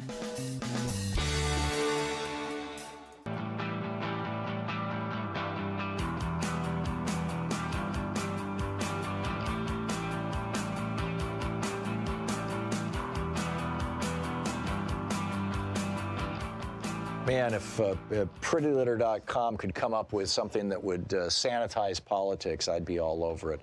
Anyhow, welcome back, Rob in Mesa, Arizona. Hey, Rob, what's on your mind today? Hey, first thing I'd like to say is about Trump's taxes. I think we should see them, but I don't think they're going to show anything bad, just for the sole reason that all criminal enterprises have two sets of books. So yeah, although the taxes are the one part of his books where you know, he never really expected it to be public, but you know, let's let Sunlight determine that, right? Right, but the main reason I called is let's say the Senate gets taken over by the Democrats and they change the rules for nominating court justices back up to 60%. Can't we retroactively go back and reconfirm everyone? Because this happens in businesses all the time. I've lived through businesses where I've been there, and a corporation comes in, buys us out, and they redefine all the jobs, and we have to actually reapply for the job for the new corporation. So why can't we do that with the Supreme Courts and, you know, the judges? Just say, hey, we changed it back to a 60% majority. You have to be reconfirmed at that majority. Right. The Constitution, which rules a corporation, is its Articles of Incorporation, and and bylaws. And in Delaware, the state where more than half of all the Fortune 500 companies are incorporated, you can incorporate the Constitution, essentially, of the corporation can be a single sentence, which says this corporation is incorporated for the purposes of conducting business that is lawful in the state of Delaware. That's it. That's all it has to say. So it is, you know, it's absolutely lawful to lay you off. It's absolutely lawful to offer you your job back if you know, do the right song and dance. All that stuff that you just described, Rob, in the corporate world is perfectly lawful. Corporations are essentially kingdoms. They are not democracies. And like I said, their constitutional structure, their governing structure is really fundamental. The United States of America is a country, not a corporation, and as an independent sovereign nation with a governing infrastructure, constitution, we have to follow certain rules. And unfortunately, one of those rules is not that if the administration changes, or even if the circumstance changes, that the behaviors and actions of previous administrations are undone. I wish that was the case. We have had enough corrupt things happen in the United States, in the history of the United States. I'd take it all the way back to Marbury versus Madison, or maybe Dartmouth versus whatever it was. I think it was Dartmouth versus New Hampshire. Or it could be First National Bank versus Bellotti. I mean, I could give you a dozen Supreme Court decisions that I think should be overturned, given that time has shown that they were corrupt on their face, or they were the outcome of them was not productive. But unfortunately, there's no way to undo the damage that Mitch McConnell has done. The only thing that we can do is stop it. And unfortunately, we still have a year and a half before we can do that, which is why McConnell just, blew up the filibuster on the nomination of judges so he can push through as many of these hardcore right-wing cranks as possible. Rob, thanks for the call. I love the sentiment. I'm with you on the sentiment. Unfortunately, I don't see any legal or even political basis for doing this. We'll be right back. You're listening to the Thom Hartmann Program. Call 202-808-9925. I got to tell you an absolutely bizarre story right after the break, and then we'll pick up your calls about what the Cokehead Caucus in Congress is up to with regard to drug prices. It's bizarre.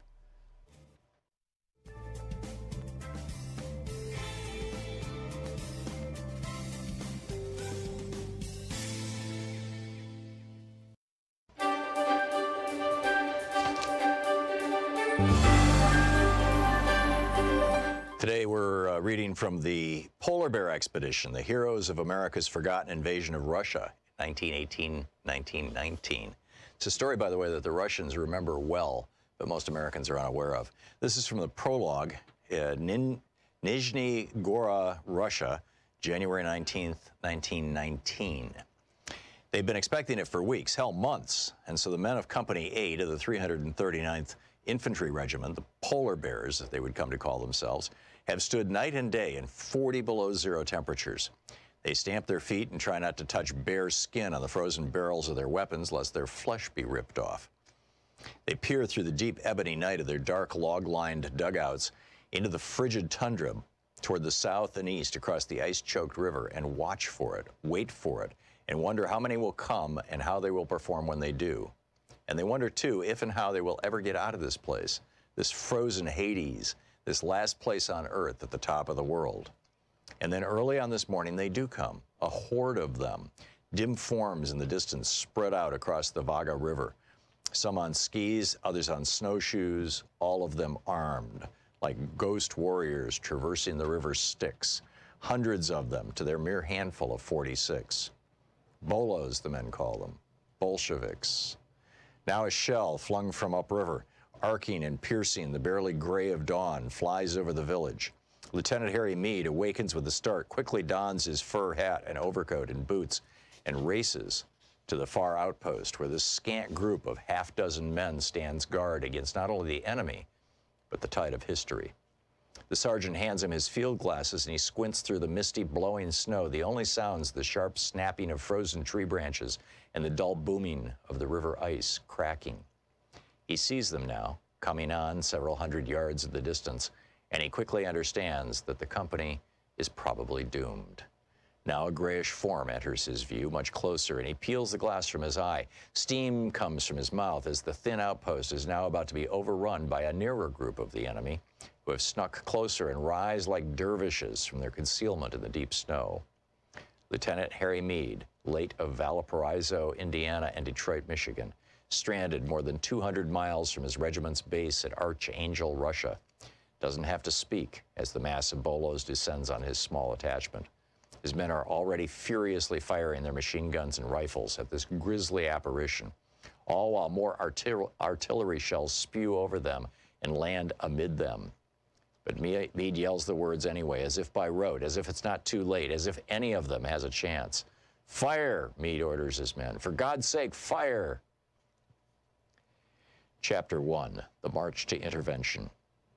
The preliminaries began on March 9th, 1918, with millions of high explosive and gas shells raining across the front between the northern French cities of Prey and Saint-Quentin. The smothering of the British-held territory continued through the week and beyond, and was topped off with a continuous salvo from 6,700 pieces of German artillery, which began at 4:30 in the morning on March 21st. 5 hours later, heavy mortars began raining death and destruction on the British Fifth Army, and 5 minutes later, the advance of 3 German armies, 69 divisions in all, poured from their trenches and headed east, with the aim of splitting the junction of British and French forces on the southern end of the Somme front and sending the Brits in a panic for the protection of the Channel ports.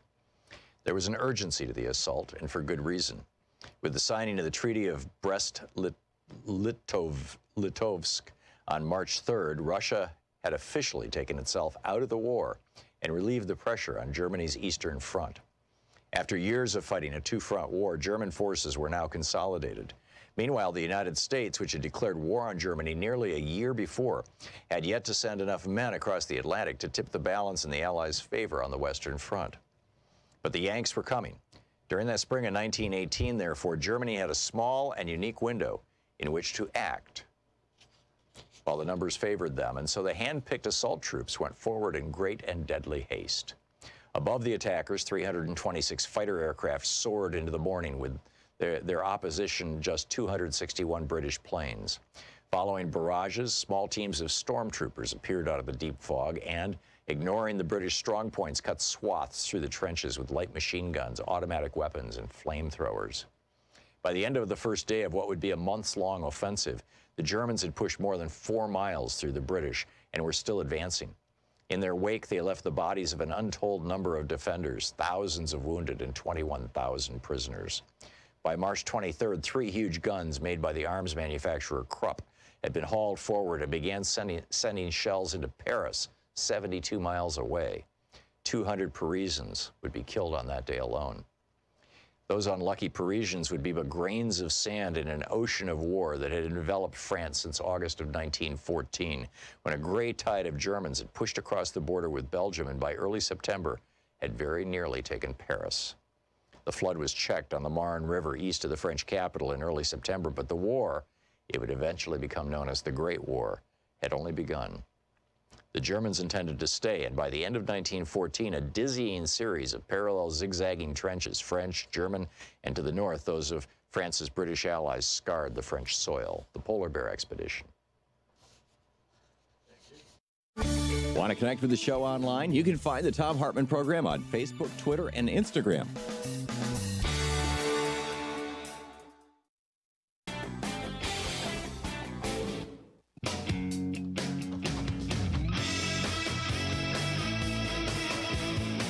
Welcome back. Thom Hartmann here with you. Okay, BuzzFeed News is reporting that the cokehead leaders of the leaders of the cokehead caucus in Congress, they call it the Freedom Caucus, right? Because the Cokes put freedom on everything. Freedom works, and liberty this, and freedom.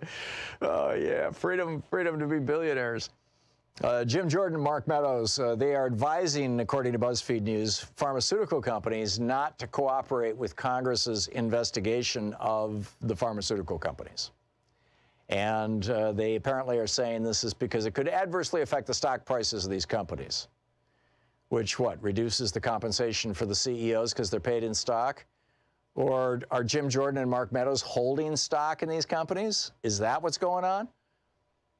Because we don't know, right? I mean, this is something Republicans have been doing this for years and years, like day trading on inside information. It's not illegal, or it didn't used to be. I'm not sure if they ever passed that law or not.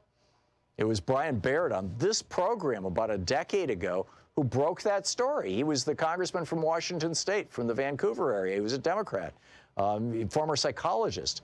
And he walked into a Republican's office one day, a colleague of his, for a friendly conversation, and noticed that a couple of his employees were day trading on computers using inside information about, legislation that was pending that would affect companies, that would affect their stock prices. And these guys were betting on them. And he's like, isn't that illegal? And they're like, no, Congress has a specific loophole. We can day trade all we want. And for years, this was going on. So is that what's going on? Is this why Jim Jordan and Mark Meadows are saying, to the pharmaceutical company, don't cooperate with the Democrats in Congress? See, Congress is looking into whether the pharmaceutical companies are ripping us off. Members of Congress should not be, as in Jim Jordan and Mark Meadows, should not be telling pharmaceutical companies don't cooperate with Congress. This is wrong. Kathleen in San Antonio, Texas. Hey, Kathleen, what's on your mind? Hi. Well, I'm excited I finally got you. Well, thank you. What's up? Okay. The people can vote him out. No one else can, like we did in 2018. The people can vote him out. We're family. We're mothers. We have sons. We have daughters. Their future is gone for them if us mothers do not get together and vote him out. Yeah. No, I agree, and we have to vote him out, and I guess kind of the subtext question of the larger question that we've been asking for the last hour and a half, you know, how lawless can the president and the Republican Party become, and to what extent have they been completely taken over by basically lawless or law-defying elements, criminal elements? The subtext to that is Nancy Pelosi right that you can't impeach a president and at the same time successfully run campaigns for Congress and for the White House? Or is she wrong, and would impeaching Donald Trump actually damage the Republican Party? And I don't know the answer to that question. I suspect it's the latter, because I think that there's actual criminal activity here. But, you know, Newt Gingrich thought he had that same thing going, and it didn't work out so well for him. So, you know, your opinions are valued. Lori in Ocala, Florida. Hey, Lori, what's up? Hey, Tom. Just because Donald Trump doesn't believe he's obese doesn't mean he isn't. And right. Just because Mr. Trump doesn't believe our entire intelligence community agreed that our number one foe, Russia, attacked the USA during our election season doesn't mean we don't respond. The leader of our country has always gathered the citizens together and acted according to the oath, to the Constitution, to protect the citizens from foreign attack and unite us. Remember that when he united us, to unite us together to respond to our attacker. Now, but he used that moment to divide the country in every way possible and not protect the nation gives cause, I think, to look at his taxes, the Mueller report, and anything else that backs up the need to impeach him. Even if we don't impeach him per se, if we suggest we're impeaching him, then we can put a hold on all of the things that we're worried about, you know, such as him pardoning people, more criminal acts happening, more people getting fired, and him taking over every single department in the country. Yeah.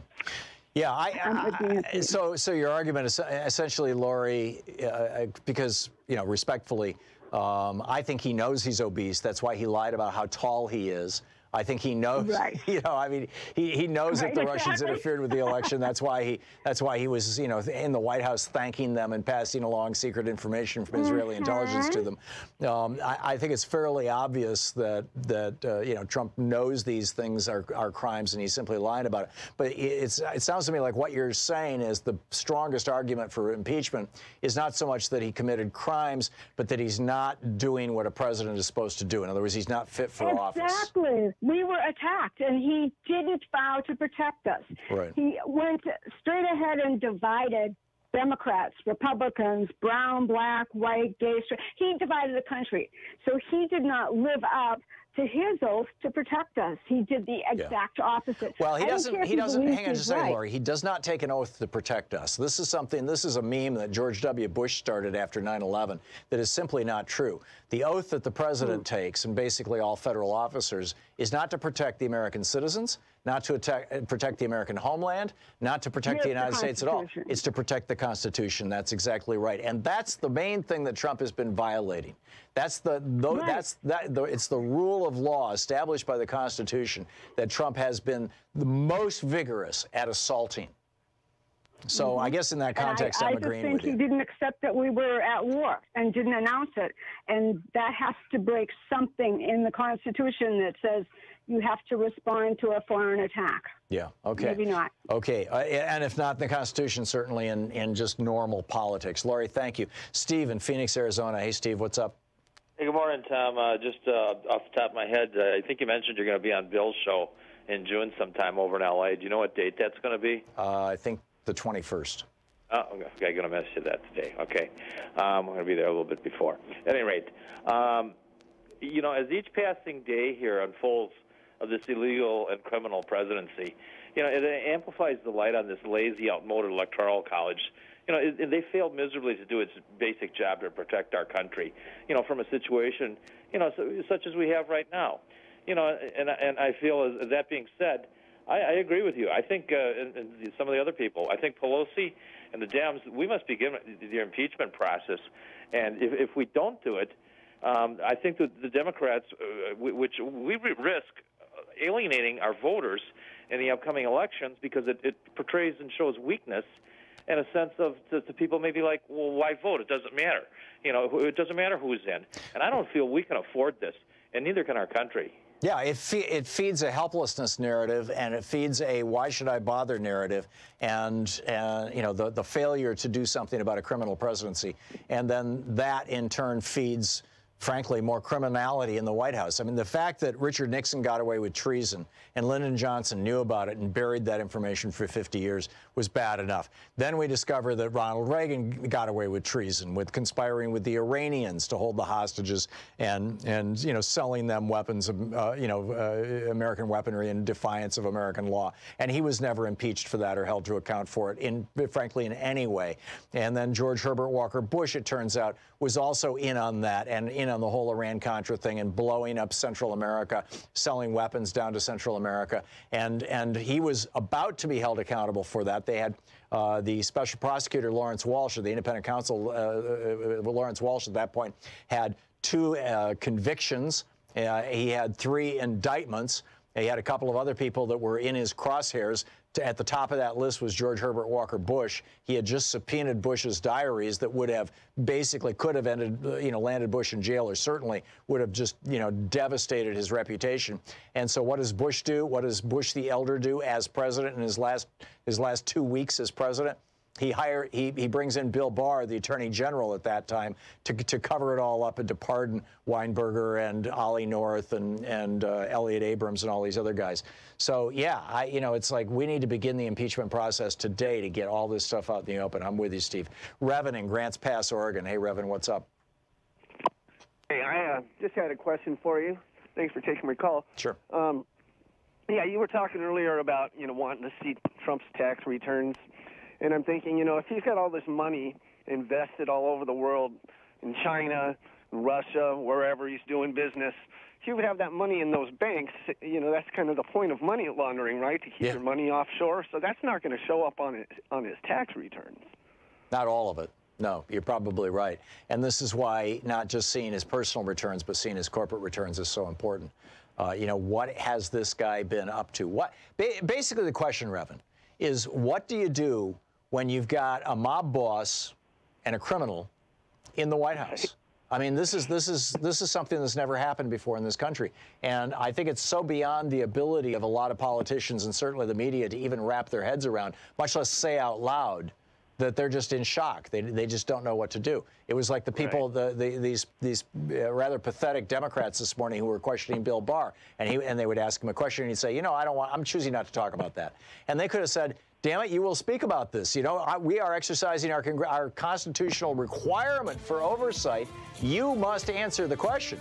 And if you're going to refuse to answer the question, you damn well better cite a reason, a legal reason. And nobody said that to Bill Barr, to the best of my knowledge. Everybody was like, oh, okay, well, we'll move along. And next question. And it's like, really? Really? I mean, this is why we don't have impeachment? It's amazing. We'll be back. It's 45 minutes past the hour. Stick around. You're listening to Thom Hartmann. Visit ThomHartmann.com for audio and video archives. And then on top of this, you know, I've got to share this story with you. I'll do it in the third hour here about what happened when Congress started investigating white nationalism this morning.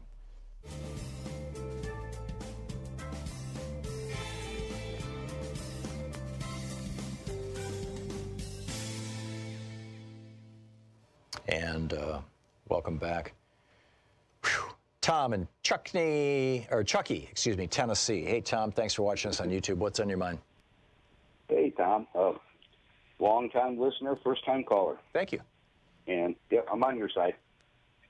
What's on my mind is I've been out west where you're at, and I lived here for quite a while, and I don't see things coming together. And I want to throw something at you. This country needs to split, become two. One side can have their coal, you know, and their no rights and their poor education, low wages, etc. And the other side can have their Medicare and high wages, clean energy, and everyone will be happy. And I don't see any other solution unless it's going to take another 200-300 years, to come together. Yeah, well, Tom, if the Supreme Court keeps going the way it is, and I suspect it will, and our federal courts start going the way that they will once we get these right-wing crackpots in, increasingly, you're actually going to see that. You're going to see Mississippi and Alabama and some of the, you're going to see many of the states of the former Confederacy basically undo all, any kind of affirmative action. They're going to undo any kind of laws and regulations that have to do with protecting people of color. They're going to undo any kind of legislation that might provide for health care. Right now they're in the process of undoing the Medicaid expansion in their states. You're going to see two Americas. You're going to see where if you live in one state, you know that you're going to get a crappy education, that if you get raped, you can't get an abortion, or even if you just, you get pregnant and you didn't intend to, you can't get an abortion, and that health care is largely unavailable to you. And if you live in another state, all those things are available to you. In state A, you can buy a gun. In state B, you can't. I mean, that's going to happen. Exactly.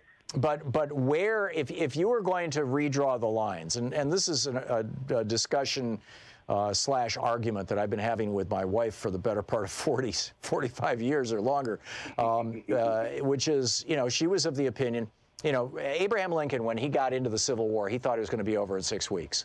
He really did. He had no idea 600,000 people were going to die. No, it's not over. But her argument was Lincoln should have said, when Lee said, and when Georgia and South Carolina and Florida and all these states seceded from the Union, what President Lincoln should have said was, okay, guys, see you later. And instead of fighting the Civil War, and I've always felt that that Lincoln did the right thing, holding the country together. At least that's what I learned growing up. Increasingly, I'm thinking that maybe she was right. But let's say that she's right and you're right, or what I mean, her perspective was historical. She's not in favor of splitting the country right now, to the best of my knowledge. But let's say that you're right. Where do you draw the line? What's the dividing line? I mean, you got northern states like Indiana that have been taken over by people just as hardcore right-wing as the people who run Mississippi.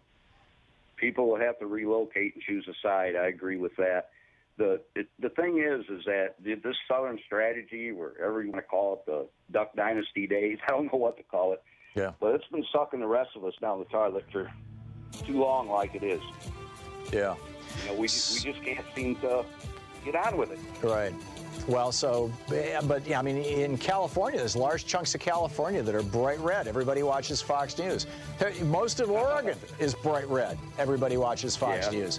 I mean, it's like what we have now is basically rural America versus city America. That's the new divide. And I don't know how to break that up. Tom, thanks for the call.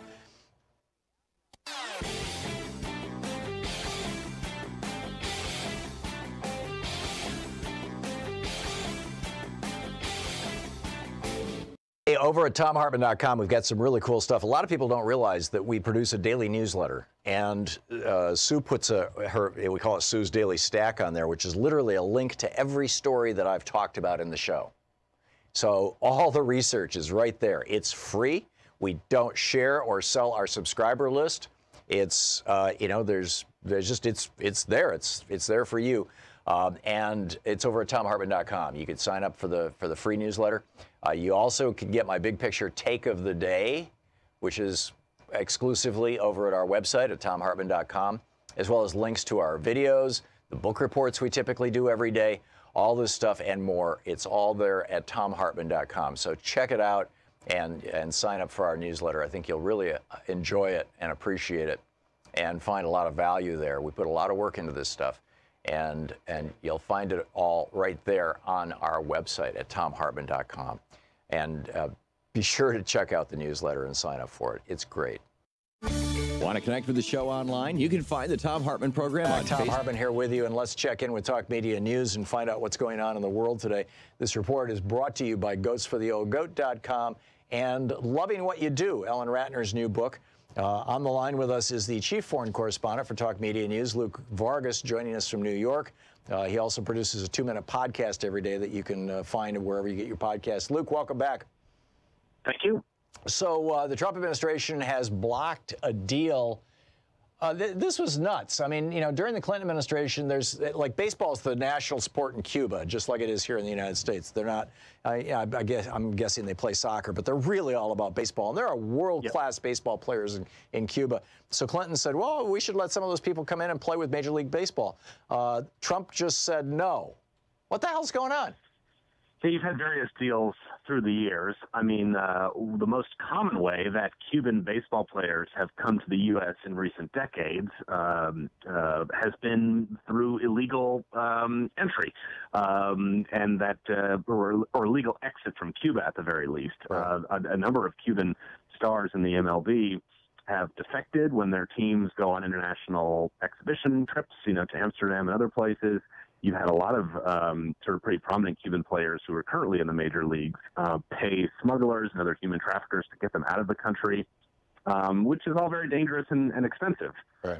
And so the idea, and this had started to sort of percolate under the Obama administration, then was sort of agreed to late last year between Major League Baseball and the Cuban Baseball Federation, was that, you know, instead of having this very illegal, irregular means and dangerous means and costly means of leaving Cuba to come to the United States, basically, let's formalize an arrangement. So what was worked out was that, you know, if there are Cuban players that were over 25 and had put in some time in the Cuban leagues, i.e., you know, they don't want Major League Baseball just getting all the young talent, but once someone's a star and they command a big salary, a Major League Baseball team can formally make a request to sign them, and Cuba's government will permit that to happen. And in exchange, the Baseball Federation in Cuba will get, I think, 20% of the first $25 million of a contract. So this is not a small slice. But the thinking here being, and you know, a number of Cuban players who are in the major leagues say, this is better than going through the dangerous and sure, this is one of those everybody wins kind of compromises. So why did Trump block it? Right. Well, so the argument coming from the National Security Council and John Bolton in the last day or so is that this would basically institutionalize human trafficking. You're kidding.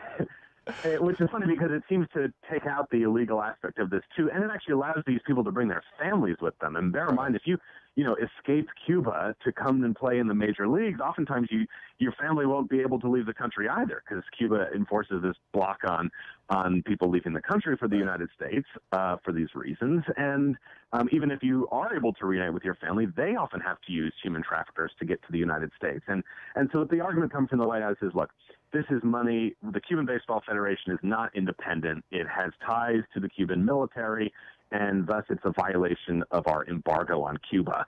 And I know this is sort of an edge case, but it is part of what I see of this pattern in the Trump administration, where there is this, we don't want these certain outcomes, and so we block something. Well, I think that the larger pattern here, Luke, is that they are basically catering to and sucking up to every right-wing crank group that has a grievance that comes along, so that they can add another 0.5% to their electorate to finally win elections. In my opinion, that's what's going on. By the way, Russia. I mean, the Cuban vote loves this, right? I mean, and let me just say, I did want to connect it to, two things, which is one, that Mexico City policy on family planning, where the government said, look, we don't want to be, giving money. We don't want abortions around the world. We hate abortions. So we're going to cut off funding for maternal health organizations. But by doing that, you actually increase abortions because there's just less family planning going on. Or with the border wall, Trump and Ivanka, the president and his daughter have been going to all these human trafficking and human slavery events, saying, look, a border wall is great because it will stop illegal immigration, and thus that stops human trafficking. But then, of course, we've actually seen those numbers go up. When you start to make people think the border is going to be closed, they go to more extreme lengths, or you close the legitimate pathways of immigration. So again, edge case, but I think part of a pattern where, this is so disingenuous to say the concern here is about human trafficking, because the deal that now is going to go back is regular migration, illegal, expensive, dangerous. It's so silly. Meanwhile, Russia is expanding their footprint in the Arctic Circle today. What does this mean? Yeah, so Vladimir Putin gave a speech in St. Petersburg at a big Arctic forum. He said, look, and this is irrefutable, the ice cap is melting. Transit in the northern sea routes to take from Asia to Europe is increasing. He said it's going to increase fourfold between now and 2025, and Russia wants to really control those waters for economic and strategic military reasons. He said, look, Russia is the only country with a nuclear ice-breaking fleet, and he's right to be proud. The U.S. has been talking about this for a long time, but we haven't done anything. I would just say, the U.S. talks a big game about this, and the Trump administration's defense officials have been saying, look, the U.S. is taking the Arctic seriously. I just want to look, the U.S. Special Representative for the Arctic, which is a position that President Obama staffed up and took very seriously, has been unfilled since the beginning of the Trump administration. So just another one of these vacancies in a really costly strategic area where we don't have someone to address these things. It's hard to claim we're taking our geostrategic risks seriously. So mind-boggling. Mind-boggling. Luke Vargas, Chief Foreign Correspondent for Talk Media News. Thanks, Luke. Thank you. Great talking with you. Amazing, amazing stuff going on in the world today. It's just extraordinary. Jeff Bryant is going to be with us next. He's the chief correspondent and writing fellow with the Independent Media Institute, talking about $1 billion wasted by Betsy DeVos. Well, not even wasted. It's a sabotage attempt. You're listening to Thom Hartmann.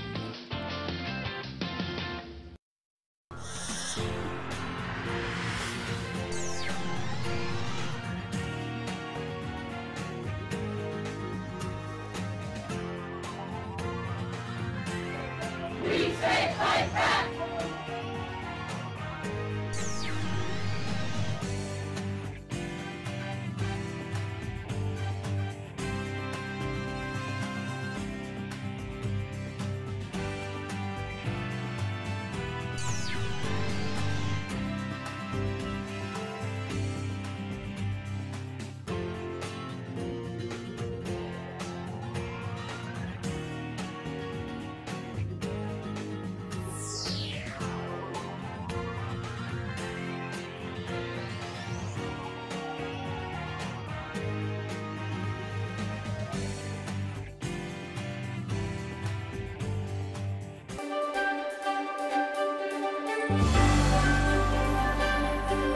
Our book club selection today is the brand new book from Dar Jamail, The End of Ice, Bearing Witness and Finding Meaning in the Path of Climate Disruption.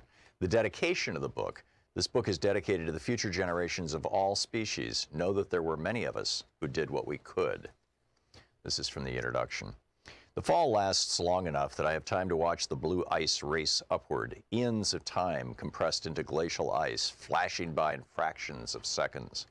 I assume I've fallen far enough that I've pulled my climbing partner, Sean, into the crevasse with me. This is what it's like to die in the mountains, a voice in my head tells me. Just as my mind completes that thought, the rope wrenches my climbing harness up.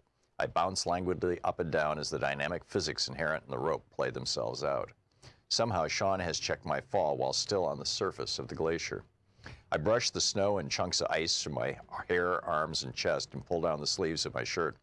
Finding my glacier glasses hanging from the pocket of my climbing bib, I tuck them away. I check myself for injuries and incredibly find none. Assessing my situation, I find there's no ice shelf nearby to ease the tension from the rope so Sean can begin setting up a pulley system to extract me. I look down, nothing but blackness. I look at the wall of blue ice directly in front of me, take a deep breath, and peer up into the tiny hole into which I'd fallen when I'd punched through the snow bridge spanning the crevasse.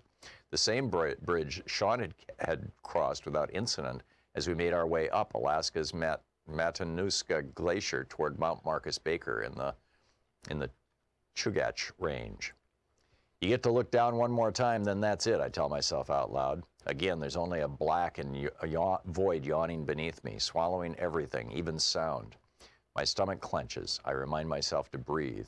Sean, are you okay? I yell as I clamp my mechanical ascenders to the rope in preparation to climb up. Yeah, I'm all right, but I'm right on the edge, he calls back. I can't set an anchor to get out of the system, so don't ascend. We're going to have to wait for the other guys to catch up.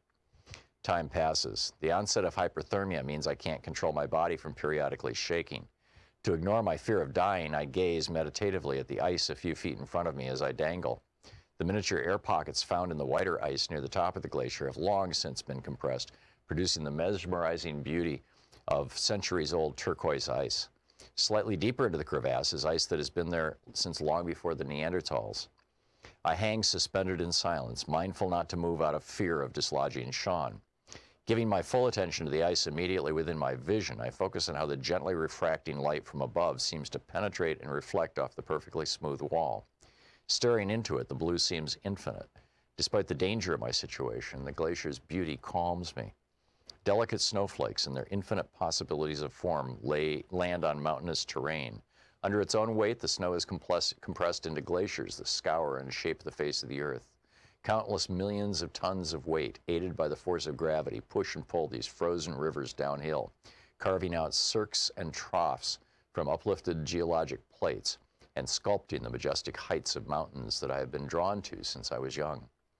Eventually, our other two teammates arrive and work to extract Sean from his perch just 6 inches from the edge of the crevasse.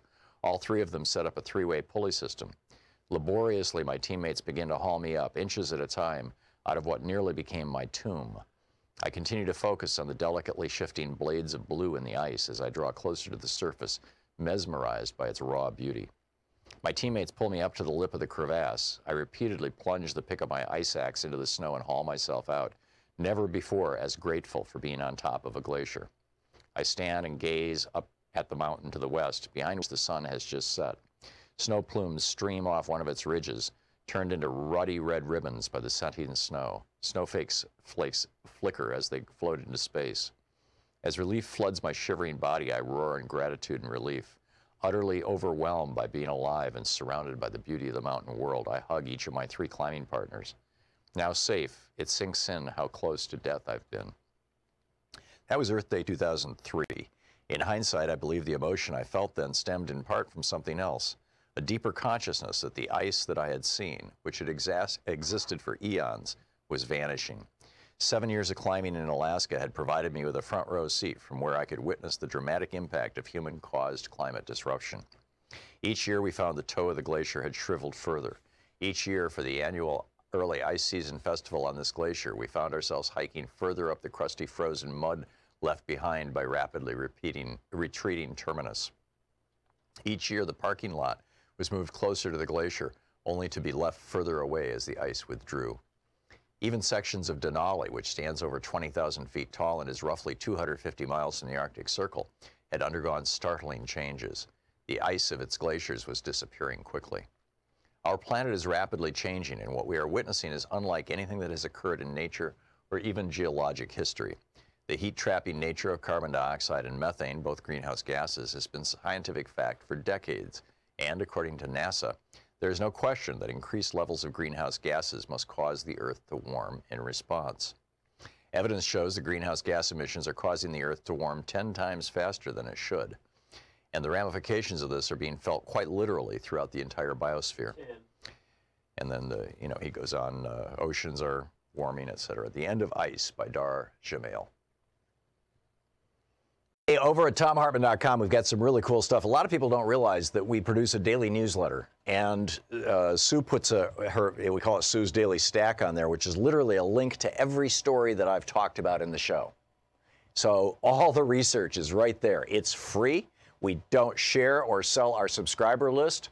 It's there's just it's there. It's there for you. And it's over at ThomHartmann.com. You can sign up for the free newsletter. You also can get my big picture take of the day, which is exclusively over at our website at ThomHartmann.com, as well as links to our videos, the book reports we typically do every day, all this stuff and more. It's all there at ThomHartmann.com. So check it out and sign up for our newsletter. I think you'll really enjoy it and appreciate it and find a lot of value there. We put a lot of work into this stuff. And you'll find it all right there on our website at ThomHartmann.com. And be sure to check out the newsletter and sign up for it. It's great. Want to connect with the show online? You can find the Thom Hartmann Program on Facebook, Twitter, and Instagram. By David Blight.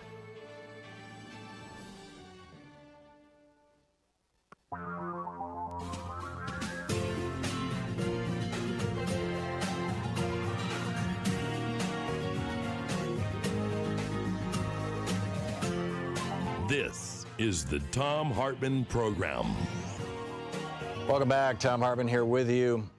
On the line with us is Jeff Bryant. He is the chief correspondent and a writing fellow with the Independent Media Institute. IndependentMediaInstitute.org is the website. And hang on just a second here. I just had a there we go. And his Twitter handle is JeffBCDM.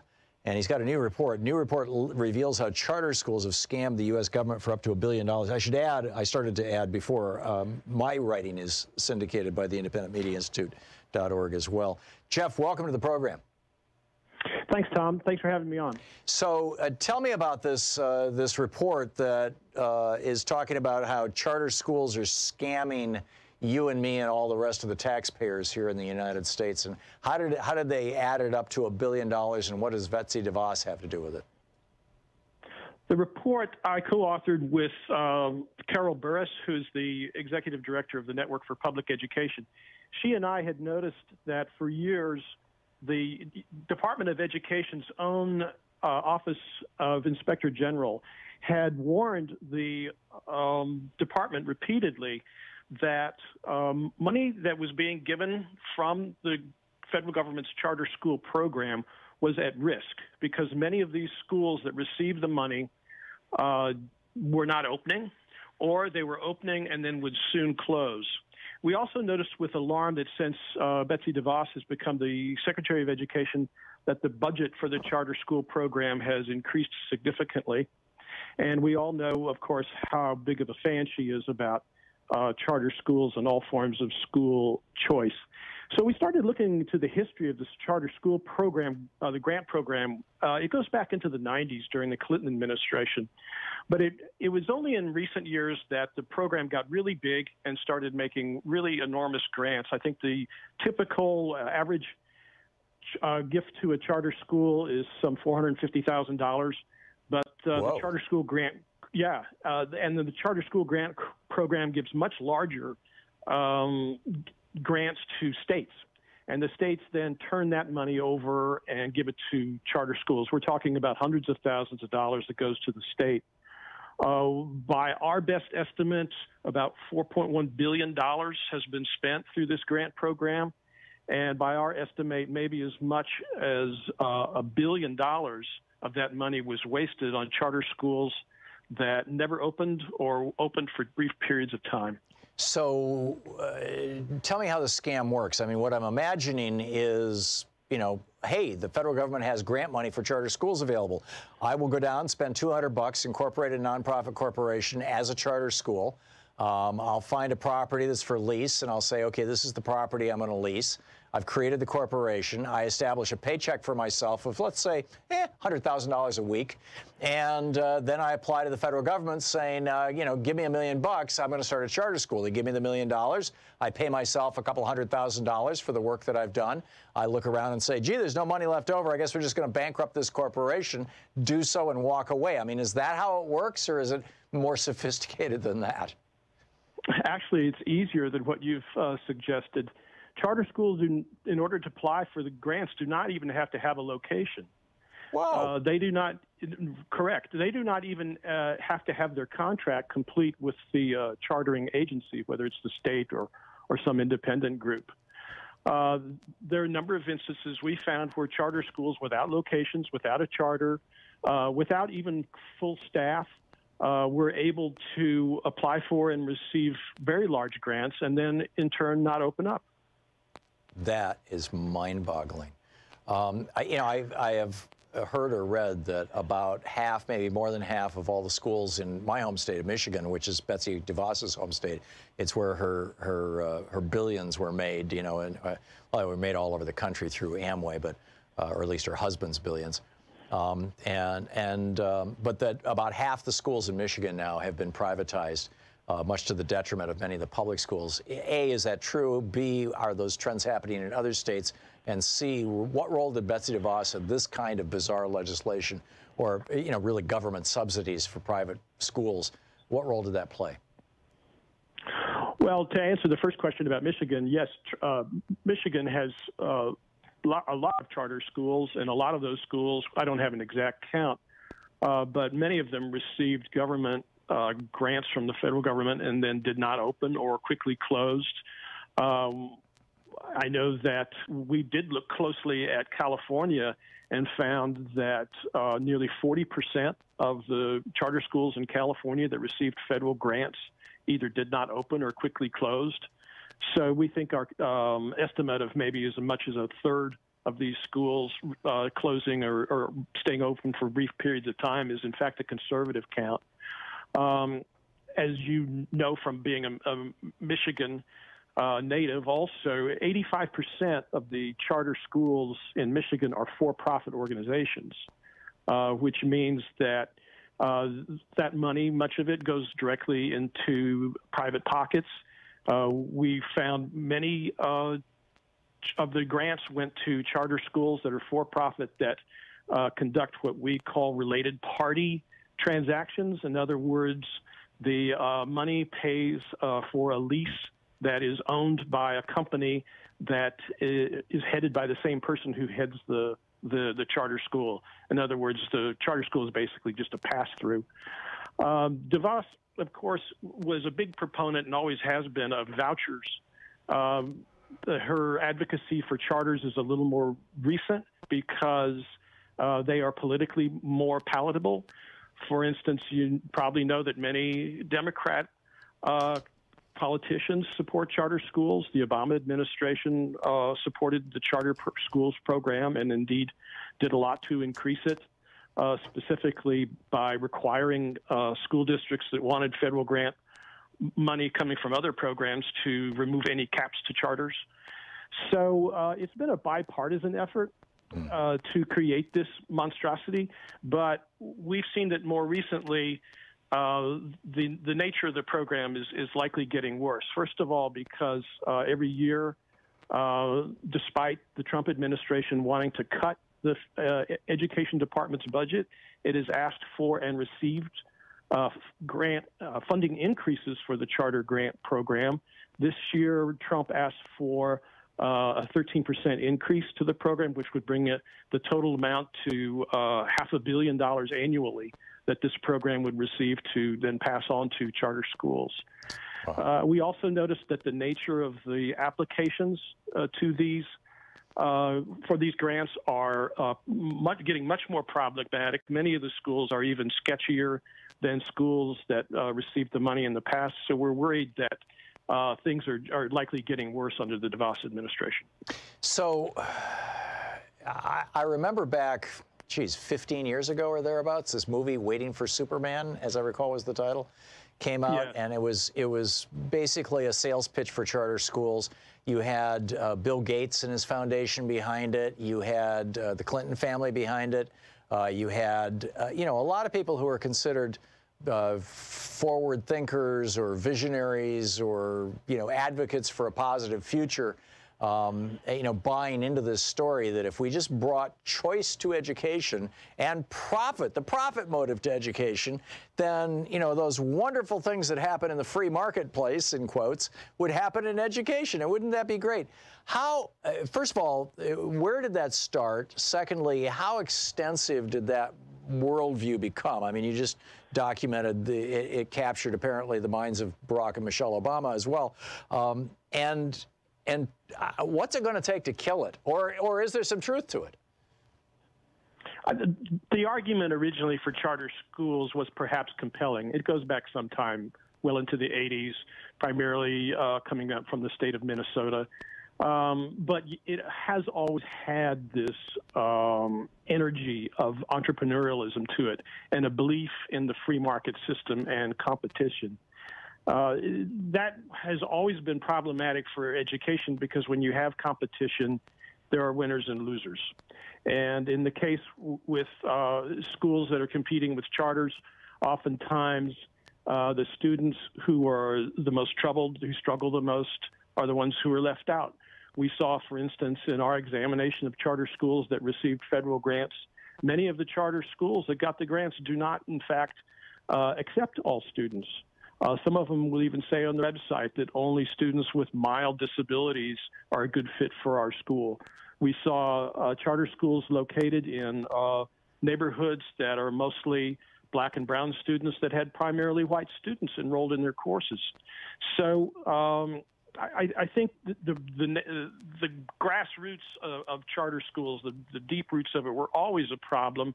And now that the footprint of the charters is getting large enough to, I think charter schools enroll about 6 to 7% of students nationwide. They're having significant impacts in particularly urban areas where up to 20, 30, 40% of students are enrolled in charters. You're starting to see what many people warned years ago, that this movement, this new industry, and it's what they call it themselves, they call it an industry, is misguided and needs to be reined in. And it's going to kill public education. I mean, you know, I lived in Washington, D.C. for 7 years, and my recollection is that most of the D.C. schools are now privatized. Am I recalling incorrectly? I believe about 40 or 50% of the students in D.C. Attend charter schools. I may not have that quite right, but no, it's a significant number. I've had conservatives tell me that that's a wonderful thing. Is it? Well, not unfortunately. Even some left-leaning people will tell you it's a wonderful thing, because the charter school public relations campaign has been quite adept at convincing people that this is, quote, the civil rights cause of our time. Arnie Duncan used to love to use that phrase. Ironically, President Trump has used it too. So I think that it's a testament to the charter school industry's ability to get people to believe their marketing campaigns, including many well-meaning people. I don't mean to disparage all charter schools. There are some that likely are doing good work. Real quick question, Jeff. We're talking to Jeff Bryant, his newest piece on charter schools. A real quick question. Is it true that charter schools broadly outperform public schools? No, not at all. It's mixed results at best. Okay, great. Jeff Bryant, thanks so much for being with us, Jeff. Sure. Take care. Yeah, good talking with you. And you can find his piece, you know, across the internet. New report reveals how charter schools have scammed the U.S. government for up to $1 billion. This is the Thom Hartmann Program. We'll be back. I got to tell you what happened when Congress decided to look into white nationalism after this, and then we'll be picking up your calls as well. Stick around.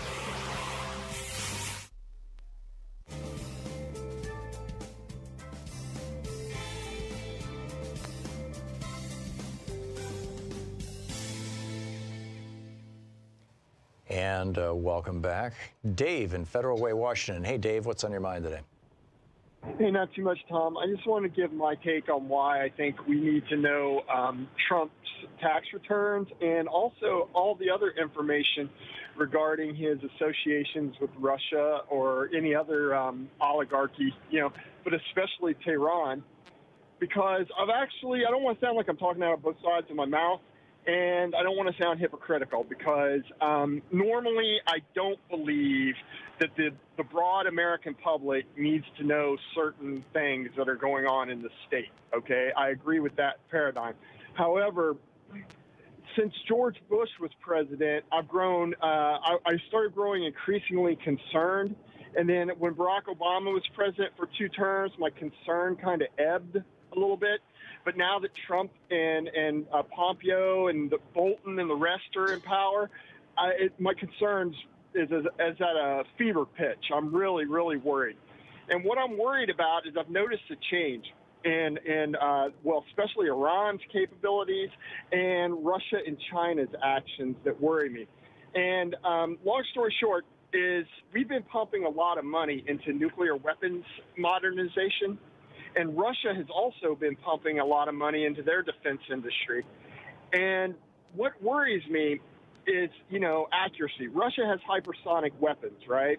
But, you know, forgive the expression, but most of them couldn't hit the broadside of a barn, okay? But America, we've been working on increasing accuracy of nuclear weapons. And what I'm worried about is possibly the development of salted nuclear weapons and the proliferation of nuclear weapons throughout the Middle East that Trump administration favors. What does salted mean, Dave? A salted nuclear weapon has a low-yield explosive, but extremely high radiation. I mean, like neutron bombs. Yeah. Yes, and okay, so I'll cut right to the chase. Why is this important to Dave? Well, here's why. There's no way Russia and China will let that go. Nobody wants to die that way, all right? Number one. And number two, there's no way any American will escape responsibility, all right? So the minute, if that's true, if I'm right, no American will escape responsibility for that. In that case, I think we have the right to know. All right. I mean, it is. This is kind of a long path here, Dave.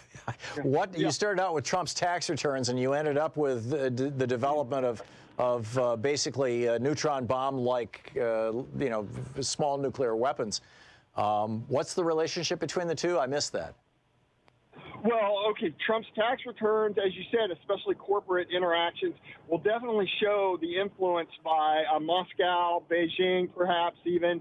And as far as Tehran goes, or Iran, all right, Russia's reaction in Syria even caught me off guard. I was really surprised by how they really massed in Syria. Over 2 deep water ports? Nah. There's more than that going on there, and I can guarantee you, if they mass like that in Syria, they are really going to supersize in Iran. All right, and then there you have possible World War III. Wow. Okay, Dave, thanks for the call. That serious stuff. I mean, these are very serious times, and the question in my mind is Nancy Pelosi right that if we were to impeach Trump, which gives Congress the ability to really investigate this guy seriously, if we were to impeach Trump, that will actually hurt Democratic electoral chances?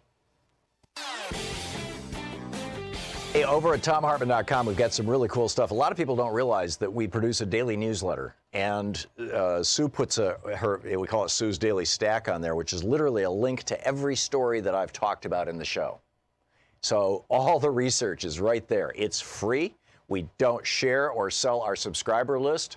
It's it's there. It's there for you, and it's over at ThomHartmann.com. You can sign up for the free newsletter.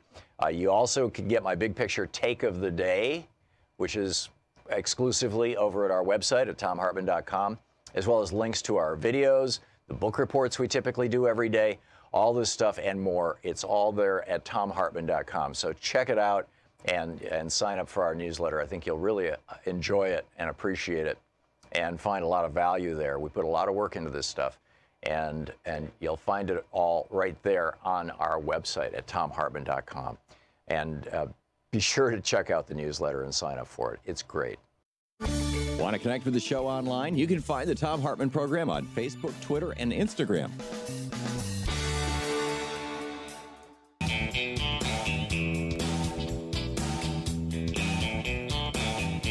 So our conversation, there's so much to this, and there's so much going on. I did want to tell you, though, very quickly, this morning, Nate was monitoring it, and it was very bizarre. There were several live streams of these hearings that were being held in Congress at the Judiciary Committee this morning on white nationalism.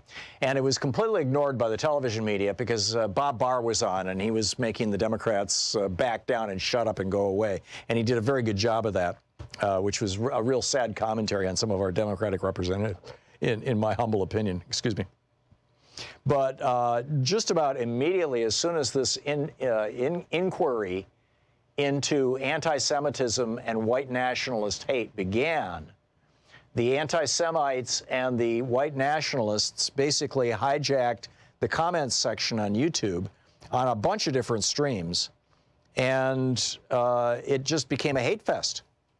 Several live streams of the hearing on YouTube were bombarded with racist and anti-Semitic posts on the platform's live chat feature just moments after the hearing began, reports Ben Collins over at NBC News. He writes, some far-right YouTube channels raised money off the hearing. Red Ice, a channel focusing on issues concerning European survival, in other words, we're all about white people, hosted the stream on YouTube under the title, quote, House Judiciary Committee hearing on criminalizing nationalism for white people. Some users donated to the channel through the YouTube's donation system, one adding a white nationalist slogan along with their contribution. This is where we're at. This is what happens to a country when a racist becomes its leader. This is the direct result of Donald Trump's presidency. Make no mistake about it. This is what's going on, and there's just no way around it. Ron in Buffalo, New York. Hey, Ron, we got a little less than a minute. Can you make a quick point, please? Several months now that somehow the Republicans lost out when they tried to impeach Clinton. They won the presidency in 2000 in the Congress. Explain your position on that. That's a good question. That's a very good question. Well, Clinton's approval ratings went up into the 80s as a consequence of the impeachment hearings. But you're right. Al Gore didn't win re-election. On the other hand, Al Gore refused to allow Bill Clinton to even endorse him, much less campaign with him. So, which I think would have produced a very different result. I think Al Gore would definitely be president. He would have been able to overcome all that voter suppression in Florida had Bill Clinton campaigned with him. So I guess that's the evidence right there, Ron. Keep in mind, Al Gore actually, when they counted the vote in Florida a year later, when the New York Times and this consortium of news organizations actually recounted the ballots, the actual physical ballots, they took them up to New York in a semi, they found that Al Gore won, no matter what metric you used. So there you go. You're listening to the Thom Hartmann Program. Call 202-808-9925. George W. Bush became president because his brother knocked 80,000 African Americans off the voting rolls just before the election. And even at that, I don't think he became, the evidence is he didn't become president.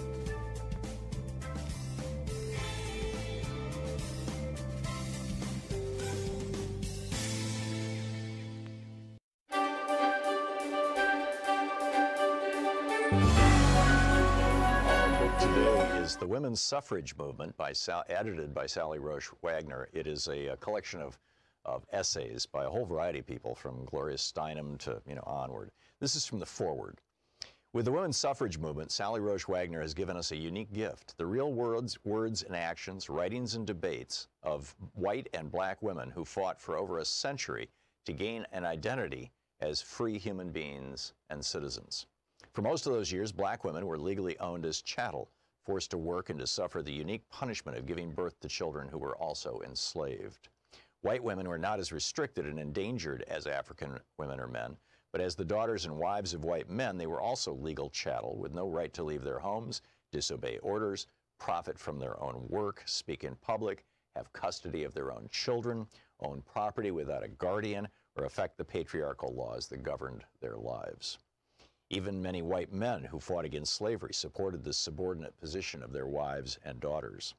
When Susan B. Anthony, an abolitionist and a suffragist, sheltered not only runaway slaves, but white wives escaping violent husbands, male abolitionist allies warned her that she was going too far. As Frederick Douglass, a freed slave abolitionist and suffragist himself, wrote in his autobiography, "When the true history of the anti-slavery cause shall be written, women will occupy a large space in its pages, for the cause of the slave has been peculiarly women's cause." And this despite the fact that many white women, especially not only in the South, aided and abetted black slavery and accepted their own subordinate position as natural. A century later, Gunnar Myrdal would explain in his landmark study of slavery that enslaved African women and men brought to these shores had been given the legal status of wives as the nearest and most natural analogy to the status of slaves. As he added, quote, "The parallel between women and Negroes is the deepest truth of American life, for together they form the unpaid or underpaid labor on which America runs," end quote. Wagner takes us into the rooms, writings, and discussions where white and black women and black men, all fighting for legal personhood and full citizenship, were both a miracle of shared purpose, despite all the lethal forces keeping them apart, and a tragedy of division that echoes in the need for intersectionality and inclusion in this day. Even the lynching of black men, crimes designed to maintain the racial order after the Civil War, was most often justified by proximity to white women, however imaginary or freely chosen. This tells us how dangerous and brave was the coalition for universal adult suffrage that you will read about here. It also reveals the betrayal when white men split the coalition apart by offering the vote to black men first, only to then limit their votes with poll taxes, impossible literacy tests, and violence. Yet despite this tragic division, and despite being labeled as varying degrees of non-human, This fractious rebellion and fragile coalition did eventually succeed in gaining citizenship for the majority of people in this country. Wagner brings us these imperfect and hopeful rebellions of the past as they happened, complete with divisions and debates and a long organizational disagreement among suffragists about whether to seek the vote by federal amendment or state by state. She doesn't attempt to prove a thesis or to explain mistakes or to excuse destructive divisions.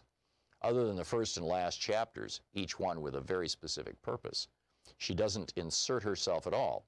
Instead, she allows us to witness the words and acts, dreams and disappointments, victories and defeats, visionary ideas and tactical errors of people fighting a battle that laid the basis for our continuing movement against hierarchies based on race and gender. It is this faithfulness to the past that allows us to learn lessons for changes in the present. In 30 years or so, this will no longer be a majority white country.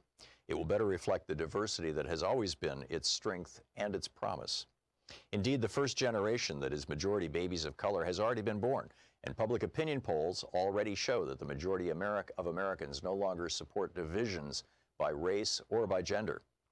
Yet there is also a lethal backlash from about a third of the country, including over half of white married women, among often those without a college education, who want to preserve their unearned place in the social and economic hierarchy. That's why these victories and defeats of the past become the best possible lessons and warnings for our present and future. By taking us into the rooms where history happened, Wagner allows us to see the parallels and differences, empathy and estrangements, connections and isolations that can hinder or help our goals now. Almost none of the people we will meet in these pages will live to celebrate the changes they are working for. This should tell us that social justice movements are not a temporary part of our lives. They are our lives. Most of the activists here were not sure that slavery would be abolished or that universal adult suffrage would ever succeed. This should give us humility about what we can predict and also arm us with faith and patience. Few guessed that the legal right to vote would come a half-century later for white and black women than for black men, but would be mostly on paper. In the South, where most black Americans live, it would take another century plus an entire civil rights movement to overcome procedural and sometimes lethal barriers to voting. This should make us skeptical about changes that come from the top and that divide us more than empower us. And there are other lessons, and it continues, the women's suffrage movement. Want to connect with the show online? You can find the Thom Hartmann Program on Facebook, Twitter, and Instagram.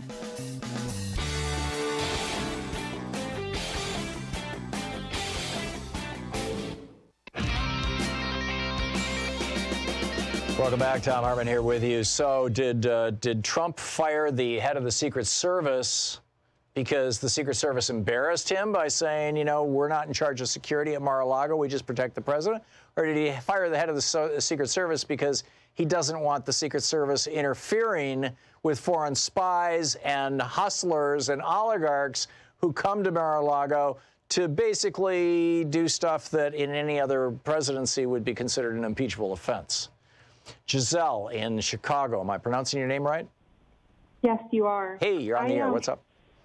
Well, first of all, I can't thank you enough for your show and what you do, honestly. And your material, all the books that you present are fantastic. So I wish I was presenting something more substance, but I think it's just, I think it's relevant regardless. So my husband and I have been together for 13 years, and I felt like he was pretty progressive. We used to watch several shows together, have different discussions.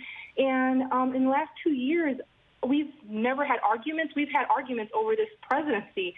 And he is to the point where he's like, I'm so tired of hearing about this Trump. You know, it's not affecting me. So, you know, he just wants to just shut everything out and not do anything, you know, not be informed. And it's just so upsetting because you know, how did he become so extreme, you know, and how is he, does he drive a lot every day? Is he listening to right-wing talk radio? That's what I'm thinking is going on. Like him and his partner probably are driving. And so because a lot of the talking points he uses is like, well, they're just jealous that, you know, he beat Hillary. I'm like, are you kidding me? It's so much bigger than that. And it's the thing is that in Chicago, like, and in us, like, I don't even recognize who this person is anymore. Like, I really am contemplating a divorce. But oh my, Giselle, I'm so sorry to hear that. How have they been so brainwashed? Yeah, I am so sorry to hear that. I don't know if you're familiar with Jen. What's her last name? She made the movie The Brainwashing of My Dad. I can't remember Jen's last name, but Jen is her first name. But anyhow, the movie is The Brainwashing of My Dad. And you might want to watch that, and then you might want to watch it with your husband. It's really a movie about Fox News and its impact on people, but I think that it applies to right-wing hate radio as well. At this point, I just don't know what to say to you, Giselle. It's like, I know that this is happening in families. I have friends who literally can't go to Thanksgiving or Christmas get-togethers with their families because of politics. But my concern is that I wish we could pass legislation so that news channels should be sued for passing misinformation. They shouldn't be allowed to say what they say. There's no substance to it, when I watch. And, it's funny how Fox always bashes, or Trump always bashes all these media organizations, but Fox uses them as their source. They're like, oh, well, in the Washington Post today they said this, and CNN they said that, and MSNBC. So I'm like, you're using them as your source, but then the other card you're playing is that they're not, reliable. Yeah. It's fake news. Yeah. Yeah, it's crazy.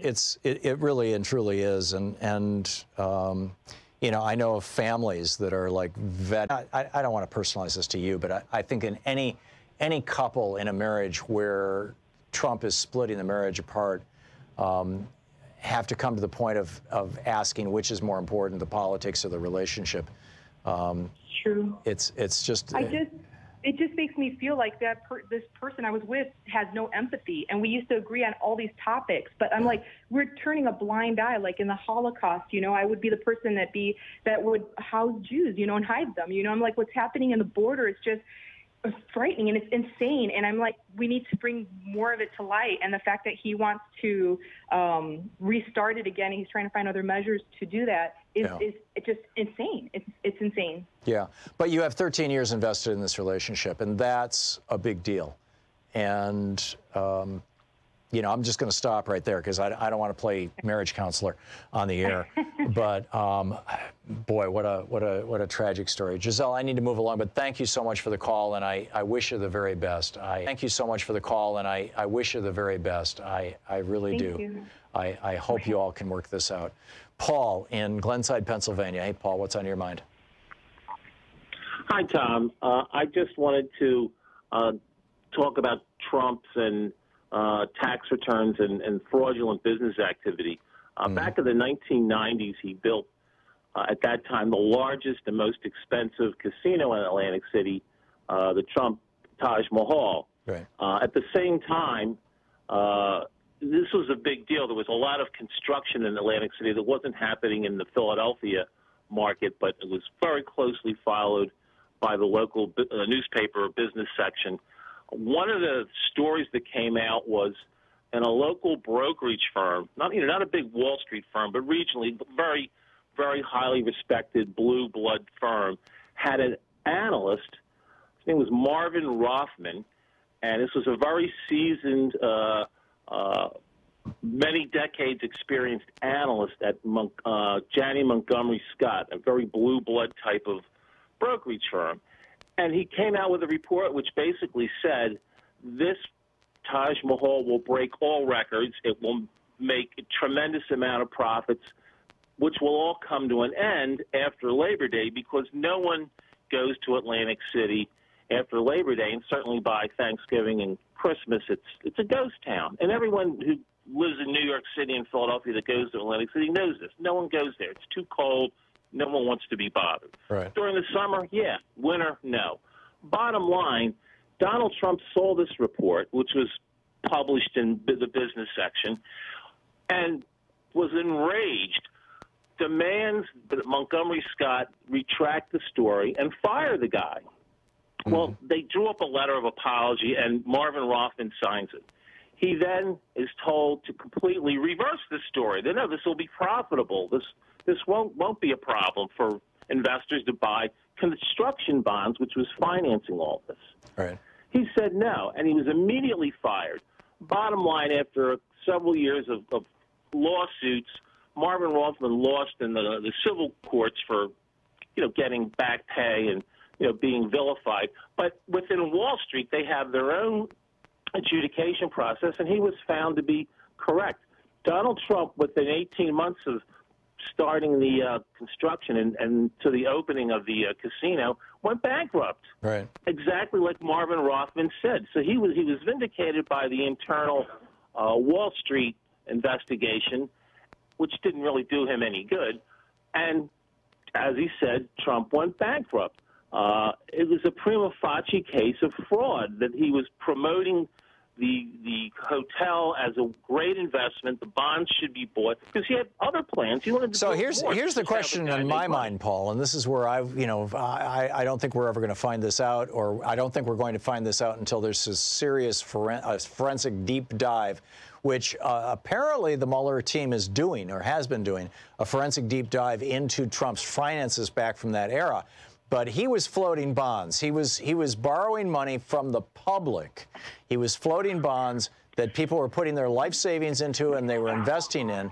And I would like to know how much of the money from those bonds went to pay Donald Trump licensing fees or profits or salaries or whatever.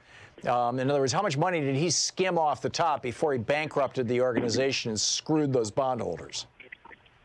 Well, that's part of what Marvin Rothman does. As an analyst, as you know, on Wall Street, you have the sales side and you have the analyst side. Right. And the sales side gets paid commission, and they sell the bonds and the stocks and whatever, annuities, whatever financial products are there.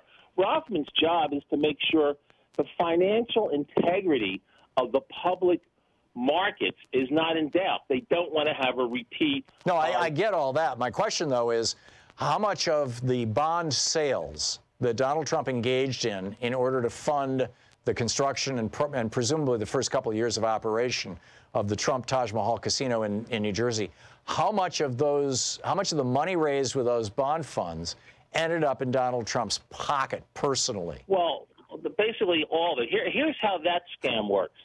The Trump organization has a corporation and it has shareholders, but that's not how it builds its casinos. It goes and gets money from the capital markets, in this case bonds.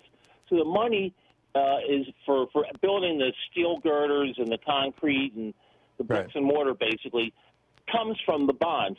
When he goes bankrupt, the shareholders are wiped out. The people who are entitled legally to collect first are the bondholders. The bondholders are then said, look, we'll tell you what, we don't have the money to pay you now. How would you like to become the shareholders? So then they have Trump Taj Mahal 2.0. The shareholders in the 1.0 are gone. The bondholders are told, look, we're going to make this work. You swap your debt and the obligation that I have to you for shares. This is the old debt for equity swap. Yeah, but then he goes bankrupt again, wiping them out.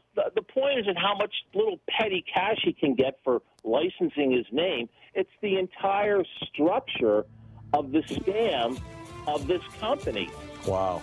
And then you look at his hotel in his Trump Tower in Azerbaijan that they never even actually opened, and that was apparently a money laundering operation for the Iranian military, the same Iranian military that he just declared a terrorist organization, and that he was running while he was campaigning for president in 2015, 2016. It's insane. Paul, thank you for the call.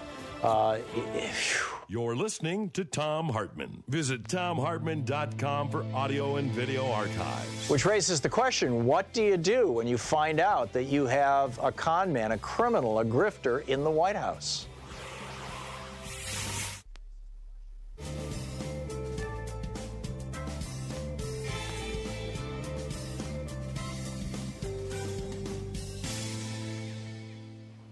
At the same time that Congress is looking into white nationalism, and the white nationalists are spray painting their graffiti all over YouTube, we now are learning that 3 black Louisiana churches that have been burned in the last couple of weeks were apparently all intentional fires. Stephen Miller and Donald Trump and Mike Pence are absolutely tearing this country apart. It is awful. Colleen in Louisville, Kentucky. Hey, Colleen, what's on your mind today? Thanks for watching Free Speech. Hi. You bet. First of all, my heart goes out to the caller who talked about the change that she's seen in her husband, because I've seen the same thing happen with my brother, and I can trace that straight to him listening to Rush Limbaugh for many years. Yeah. And basically, we just don't talk politics. When he starts, I just change the subject or, make it very short and sweet. But I wanted to comment about your the person you had on about who was there talking about charter schools and tell you what's happening in Kentucky, since we have a Republican governor and now a Republican-led legislator for the first time in almost 100 years. They're pushing charter schools, and unfortunately, the governor has appointed an education commissioner who he's convinced that charter schools are better for African American students. And being a recently retired teacher, I'm very concerned about this. There's a lot of changes that they've been pushing, and the teachers, a week or so ago, held 2 or 3 sick-outs, which closed schools in several counties. And in retaliation, this education commissioner and the governor's administration is demanding the names of those teachers who called in sick in order to come and protest at the Capitol. Mm-hmm. So that's our state of affairs in Kentucky. Teachers, we're still fighting, but it's a difficult fight when you get threatened, and I would call it blackmailed. Right. Now, you said he thinks that charter schools are better for African-American students. Do you think he really thinks that, or is that the sales pitch? Because that was the sales pitch in Washington, D.C., and a lot of black families bought it, and in some cases, the charter schools were a hell of a lot better than the public schools. In other cases, not so much. I think he's been hoodwinked. He's an African-American man. I think that he has been convinced that this is going to be better for African-American student population. Yeah. But, we have some really top-notch schools in Louisville, which is where I'm from. And I just think that the governor has convinced them that this is the way to go. And like I say, it's just been a fight. And it's unfortunate. Because like you say, I think there are some charter schools that are successful, but it does damage the public schools. And, we have done here in Jefferson County, which is Louisville, we have done a lot of hard work to make sure that schools, there's choice, magnets for students to be able to go to different schools. So they're not locked into their neighborhood. They can go to different schools depending upon what their interest is. Right. That's great. That's great. Yeah, Colleen, and in fact, we saw the same thing in Washington, D.C. I mean, most of the power structure of the city is African-American, and they were embracing charter schools. And I don't know if they've reconsidered that yet or not. Colleen, thank you for the call.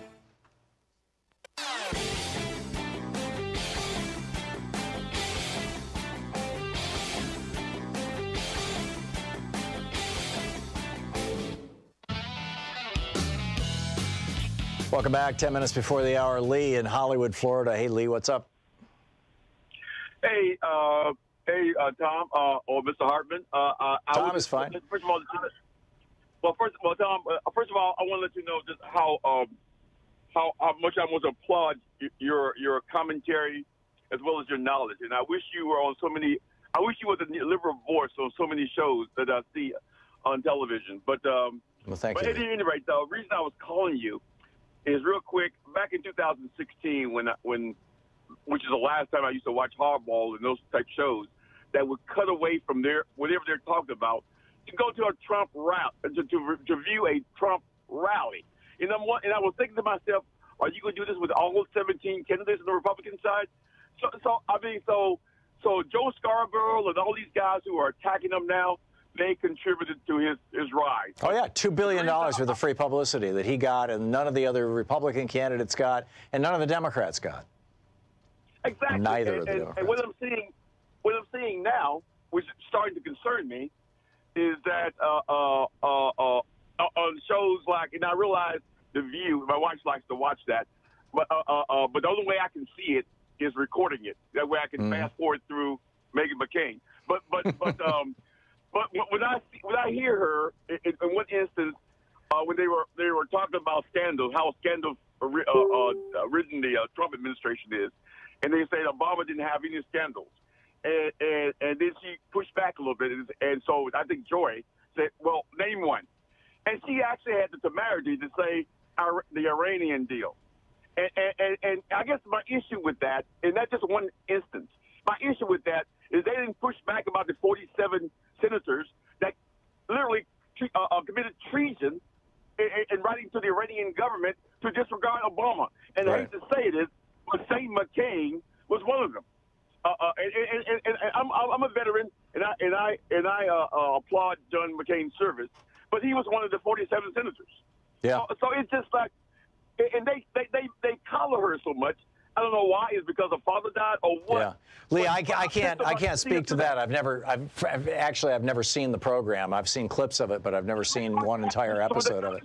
That was only an example. I'm just saying we don't push back the way we should. I guess. Yeah, I'm with you. I'm with you on that. And we need to be pushing back a lot harder and a lot louder and a lot more frequently. Lee, thank you for the call. Charles in Prescott Valley, Arizona. Hey, Charles, what's up?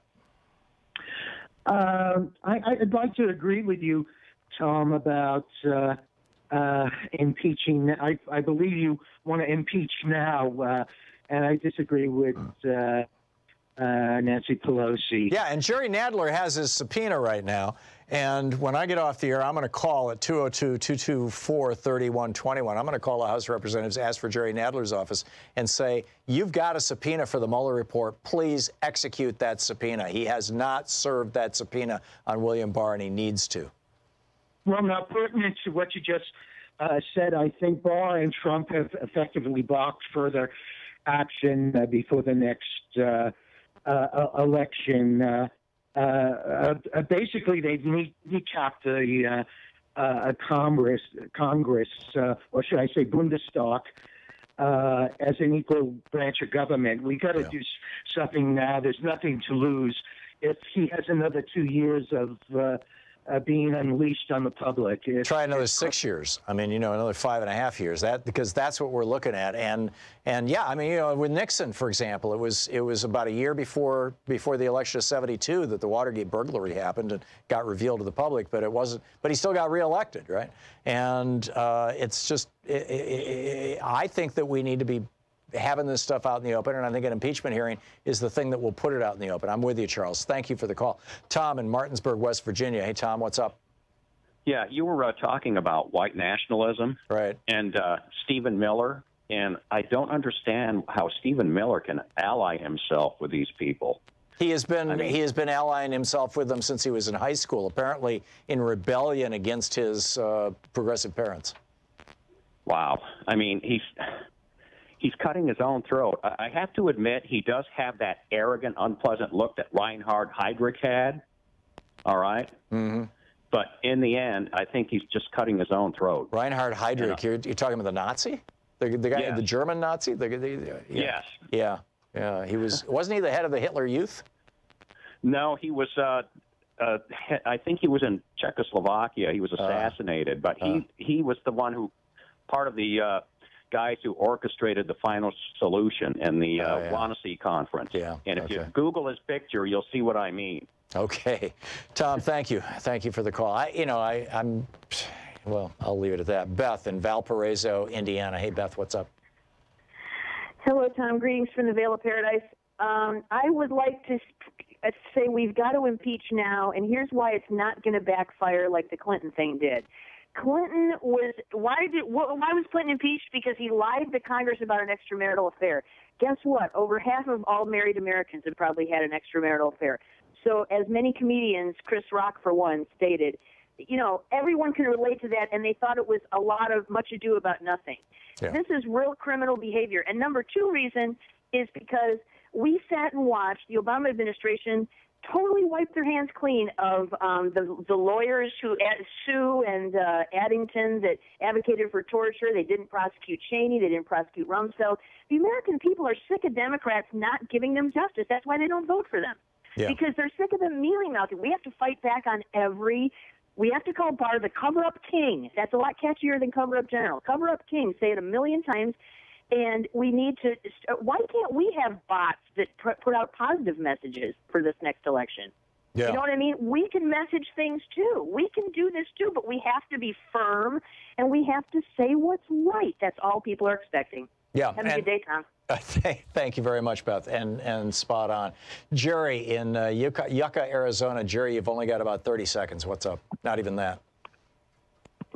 Well, I was just calling to say hey, and you know, I got some things that bothered me. You know, I was listening to you earlier, and you were saying that. Jerry, I think this is going to go longer than we've got. I'm sorry. I should call back tomorrow and we'll put you on the air. I mean, it's my bad. And thanks so much for being with us today. This is the end of the show. Thanks so much for being with us today. And keep an eye out on what's going on. The news media tends to have this very, very narrow focus on whatever Donald Trump is doing and whatever the hot news du jour is. But check out what happened with these hearings today on white nationalism. Look at what's going on in this article over at Vanity Fair about Donald Trump and the Revolutionary Guard in Iran and his laundering money. It's incredible stuff. Check it all out. And don't forget, democracy requires you. Get out there, get active, tag, you're it. We'll see you tomorrow. You've been listening to Thom Hartmann. For audio and video archives, visit thomhartmann.com.